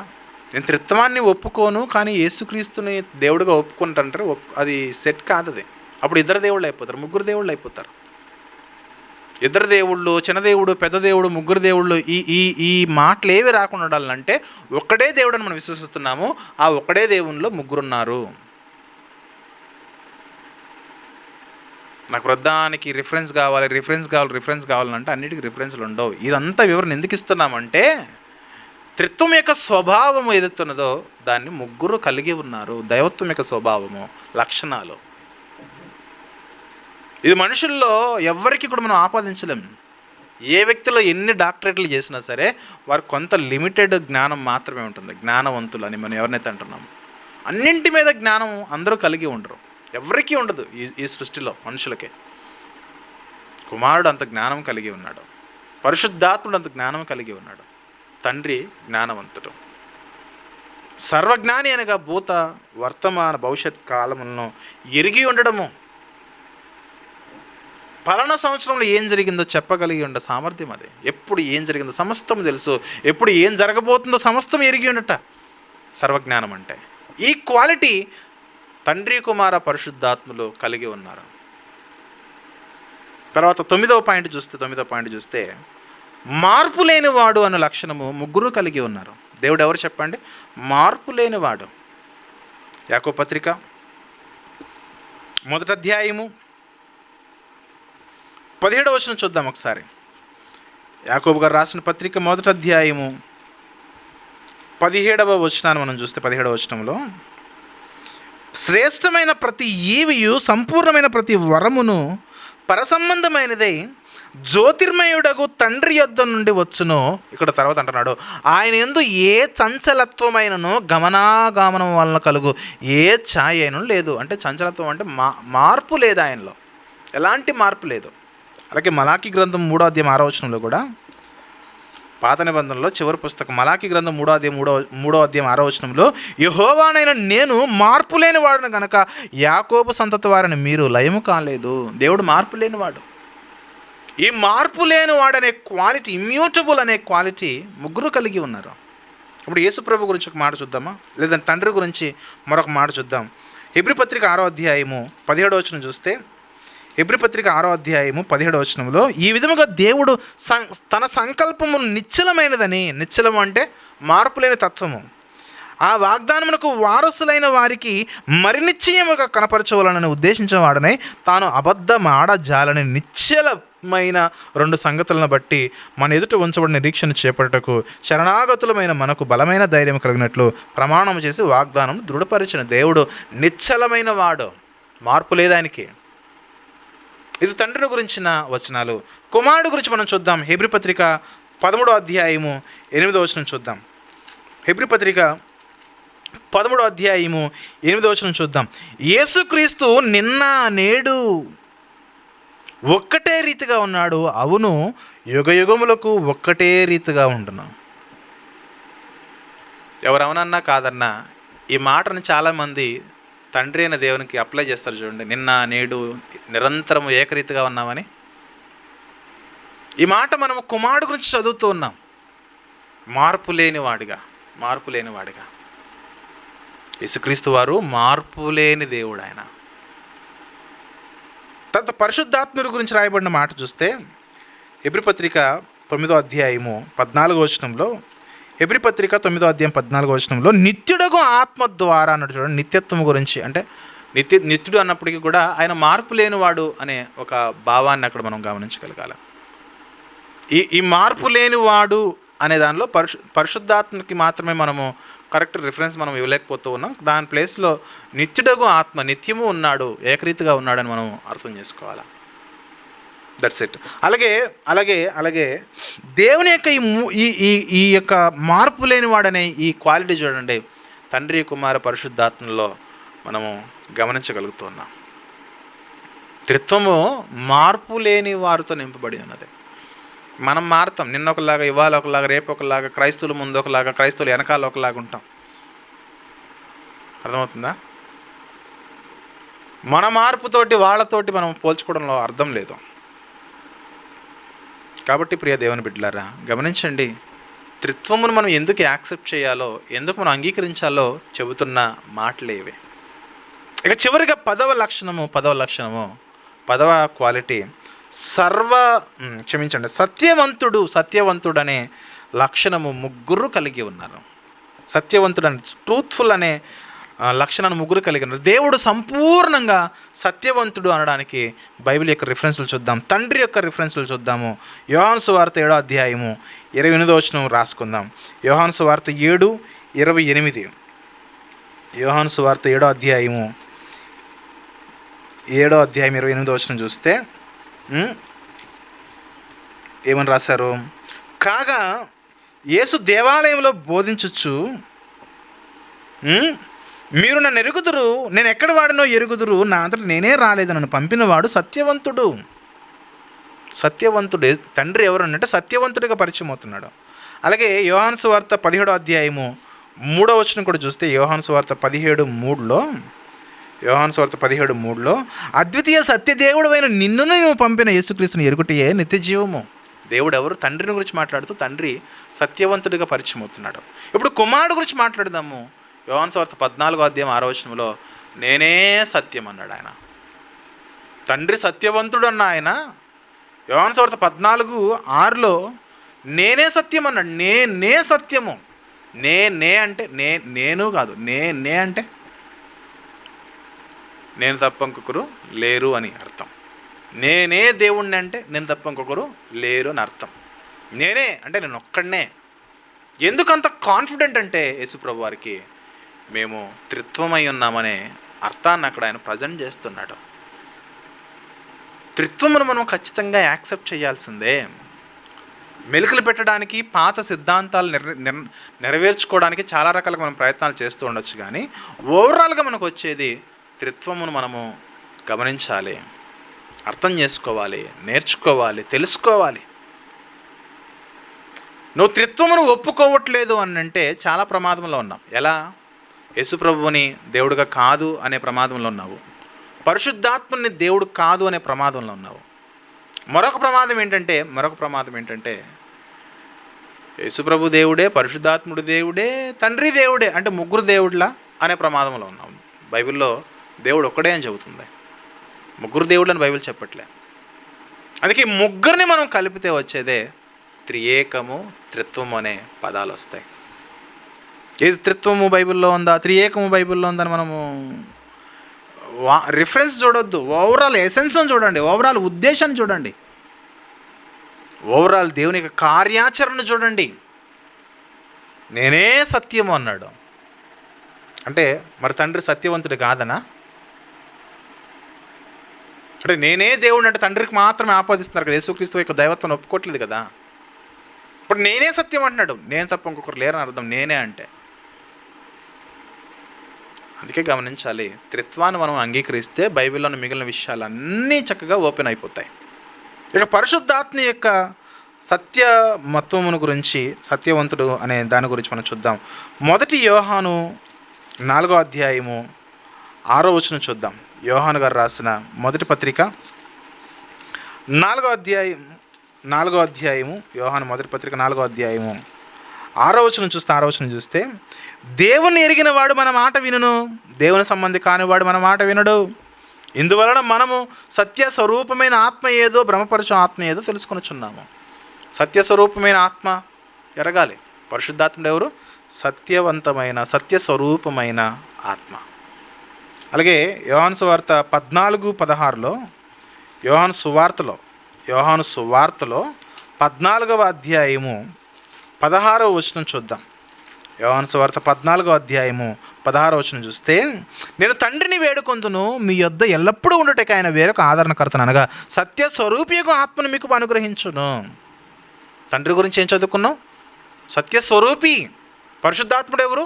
సత్యస్వరూపి. యేసుక్రీస్తు ఎవరు? నేనే సత్యం అన్నాడు ఆయన. మరేంటి? త్రిత్వములో ఉన్న ముగ్గురు కూడా సత్యస్వరూపములుగా కనబడుతున్నారు. అందుకే దేవుడు త్రిత్వమై ఉన్నాడు. సత్యవంతుడు త్రిత్వమై ఉన్నాడు. త్రిత్వములో సత్యము ఉన్నది. తర్వాత మరొక మాట చూస్తే యోహాను సువార్త 15వ అధ్యాయము 26వ వచనంలో, యోహాను సువార్త 15:26లో, తండ్రి యొద్ద నుండి మీ యొద్దకు నేను పంపబో ఆదరణకర్త అనగా తండ్రి యొద్ద నుండి బయలుదేరు సత్య స్వరూపి అయిన ఆత్మ వచ్చినప్పుడు ఆయన నన్ను గురించి సాక్ష్యం ఇచ్చును. సత్య స్వరూపి అయిన ఆత్మ. ఈ 10 క్వాలిటీస్ చూడండి, 10 లక్షణాలు చూడండి. దేవుడు సార్వభౌముడు, దేవుడు నీతి, దేవుడు న్యాయవంతుడు, దేవుడు ప్రేమ, దేవుడు నిత్యుడు, దేవుడు సర్వశక్తి, దేవుడు సర్వవ్యాపి, దేవుడు సర్వజ్ఞాని, దేవుడు మార్పు లేనివాడు, దేవుడు సత్యవంతుడు. ఈ 10 బేసిక్ క్యారెక్టర్స్ ఏవైతే ఉన్నావో ఈ ముగ్గురులో కనబడతాయి. ఏమాత్రము కూడా తీసిపోకుండా, ఏమాత్రము కూడా తక్కువ కాకుండా. యేసుప్రభు తను తాను తగ్గించుకున్నాడు కదా అని ఆయన మీరు దేవుడుగా గుర్తించకపోతే, దేవుడుగా ఆయన గౌరవించకపోతే, ఒకానొక దినమున ఆయన ఎదుట, న్యాయపీఠం ఎదుట, తీర్పులో క్రీస్తు సింహాసనము ముందు మనము ఖచ్చితంగా నిలవబడాలి. ఆయన మనం ఎదుర్కోవాలి. అప్పుడు అర్థమవుతుంది, ఈ ప్రభువున, ఈ రాజున, ఈ సార్వభౌమాధికారం కలిగిన దేవుడిని నేను తృణీకరించింది దేవుడు కాదు అన్నది. కాబట్టి ప్రియ దేవుని బిడ్డలారా, అపోహల్లోకి వెళ్ళిపోవద్దు. ఆల్రెడీ మనకి ఏదో అది సిద్ధాంతం నాటుకుని పోయి ఉంటే సత్యాన్ని అంగీకరిద్దాం. పోయేదేముంది? సత్యాన్ని అంగీకరించి, ఒకప్పుడు మేము కూడా ఒప్పుకోలే త్రిత్వం అంటే, చదువుతుండగా నేర్చుకుంటూ ఉండగా ఎన్నో విషయాలు దేవుడు త్రిత్వం అనే విషయాన్ని మేము అంగీకరించగలిగాం. మార్చుకుంటే ఏమవుతుంది చెప్పండి? మార్చుకుంటే ఏమవుతుంది? కొందరు ఎక్కడ ఆగిపోయారనంటే ఒక్కడే దేవుడు ఆయన తండ్రి అనే దగ్గర ఆగిపోయారు కొంతమంది. మరికొంతమంది ఎక్కడి వరకు వచ్చారనంటే యేసుక్రీస్తు కూడా దేవుడే, పరిశుద్ధాత్ముడు కూడా దేవుడే, కానీ ఈ ముగ్గురు ఒకటి కాదు అనే దగ్గర ఆగిపోయారు. త్రిత్వము కాదు అనే దగ్గర ఆగిపోయారు. అంటే వాళ్ళ ఉద్దేశంలో తండ్రి ఒక దేవుడు, కుమారుడు ఒక దేవుడు, పరిశుద్ధాత్మ దేవుడు, ముగ్గురు దేవుళ్ళని వాళ్ళు బోధిస్తున్నారు. లేదా చిన్న దేవుడని, పెద్ద దేవుడని అట్లా బోధిస్తున్నారు. బైబిల్ అలా బోధించట్లేదు. బైబిల్ ఎలా బోధిస్తుందని అంటే ఒక్కడే దేవుడు. ఆది కాండం నుంచి మనం యాకోబు పత్రిక వరకు, ప్రకటన గ్రంథం చూస్తే ఒక్కడే దేవుడు. ఆ ఒక్కడే దేవుడిలో ముగ్గురు పేర్లు కనబడుతున్నాయి: తండ్రి అని, కుమారుడని, పరిశుద్ధాత్ముడని. ఈ ముగ్గురిని కలిపితే వచ్చిన పదమే త్రియేకము, త్రిత్వము, ట్రై యూనిటీ. ముగ్గురు ఏకీభవించి ఉన్నారు. అంతేగాని ఆ పదాలు ఎక్కడున్నాయి అనడంలో అర్థం లేదు. కాబట్టి మరొకసారి వినండి. మరొకసారి ఈ కోణంలో బైబిల్ అర్థం చేసుకునండి, అధ్యయనం చేయండి. దేవుడు మనతో ఖచ్చితంగా ఆయన యొక్క స్వభావం, ఆయన యొక్క లక్షణాలు మనకు అర్థమవుతాయి. దేవుడు మాత్రమే కలిగి ఉండే లక్షణాలు, దేవుడు మాత్రమే కలిగి ఉండవలసిన లక్షణాలు, దేవుడు మాత్రమే కలిగి ఉండవలసిన గుణములు, దేవుడు మాత్రమే చేయవలసిన కార్యాలు ఏవైతే ఉన్నవో వీరిలో తండ్రి, కుమార, పరిశుద్ధాత్మలో కలిగి ఉన్నట్లుగా స్పష్టంగా మనకు అర్థమవుతున్నాయి, మనం గమనించగలుగుతూ ఉన్నాం. తండ్రి లోకానికి రాడు. ఏం చేస్తాడు? ఆయన రూపకల్పన చేస్తాడు, ప్రణాళికను రూపొందిస్తాడు. ఎందుకు త్రిత్వం యొక్క ఆవశ్యకత, దేవుడు ముగ్గురుగా ఎందుకు ఆయన ఉనికి కలిగి ఉన్నాడనంటే, తండ్రి లోకానికి రాడు. రాకపోతే ఆయన అనుకున్న ప్రణాళిక, ఆయన రూపొందించిన ప్రణాళిక ఎవరు చేయాలి? మరొక ఆయన కావాలి. అందుకే యేసు ప్రభు ఆయన వచ్చి ప్రణాళికను నెరవేరుస్తాడు. ఆయన నెరవేర్చి వెళ్ళిపోయాడు. మరి ఇప్పుడు ఏంటి ఈ ప్రజల యొక్క పరిస్థితి ఏంటంటే పరిశుద్ధాత్ముడు కావాలి. పరిశుద్ధాత్ముడు వచ్చాడు, అనాథలకు వదలకుండా మనలను ఆయన సర్వసత్యములో నేటికి నడిపిస్తూనే ఉన్నాడు. కాబట్టి ప్రియ దేవుని బిడ్డలారా, అందుకే త్రిత్వం యొక్క ఆవశ్యకత ఏర్పడింది. తండ్రి ప్రణాళికను రూపొందించేవాడు, కుమారుడు ప్రణాళికను నెరవేర్చేవాడు, పరిశుద్ధాత్ముడు ప్రణాళికను బయలుపరచువాడు. అందుకే ఇది తెలిస్తేనే మన ప్రార్థన కూడా బాగుంటుంది. కొంతమంది తండ్రి అంటారు, తండ్రి మా కోసం ఈ లోకానికి వచ్చి ప్రాణం పెట్టావు ప్రభువా అంటారు. తెలియక, వివరణ తెలియక. మా కోసం ప్రాణం పెట్టావు పరిశుద్ధాత్మ అంటారు, మళ్ళీ వివరణ తెలియదు. అందుకే ప్రియ దేవుని బిడ్డలారా, గమనించండి, ఇది త్రిత్వం యొక్క వర్ణన. ఈ విధంగా మనం బైబిల్ని ఆలోచన చేస్తే బైబిల్ మనకి చాలా క్లియర్గా అర్థమవుతుంది. మనం గుర్తించలేని ఎన్నో విషయాలు మనకు అర్థమవుతాయి. తద్వారా మనం ఎన్నో విషయాలు మనము నేర్చుకోగలుగుతాం. కాబట్టి ప్రియ దేవుని బిడ్డలారా, ఆలోచించండి. వ్యతిరేకతలుంటే తీసివేసుకుందాం, సత్యాన్ని అంగీకరిద్దాం, తెలుసుకుందాం. నేను గెలవాలి అని కాదు, వాక్యములో మనం నిలవాలి, వాక్యము మనలను నడిపించాలి. ఈ కోణంలో మనం బైబిల్ని మనం ముందు కొనసాగిద్దాం పిల్లరా. కాబట్టి దేవుడు ఈ యొక్క బైబిల్ తరగతిని ఇంతగా దీవించినందుకు ఆయన స్తుతులు చెల్లిస్తూ, ఎంత ఆసక్తి కలిగి మరి ప్రత్యక్షంగాను లైవ్లోనూ చూసిన మీ అందరికి కూడా హృదయపూర్వకమైన వందనాలు తెలియజేస్తాను.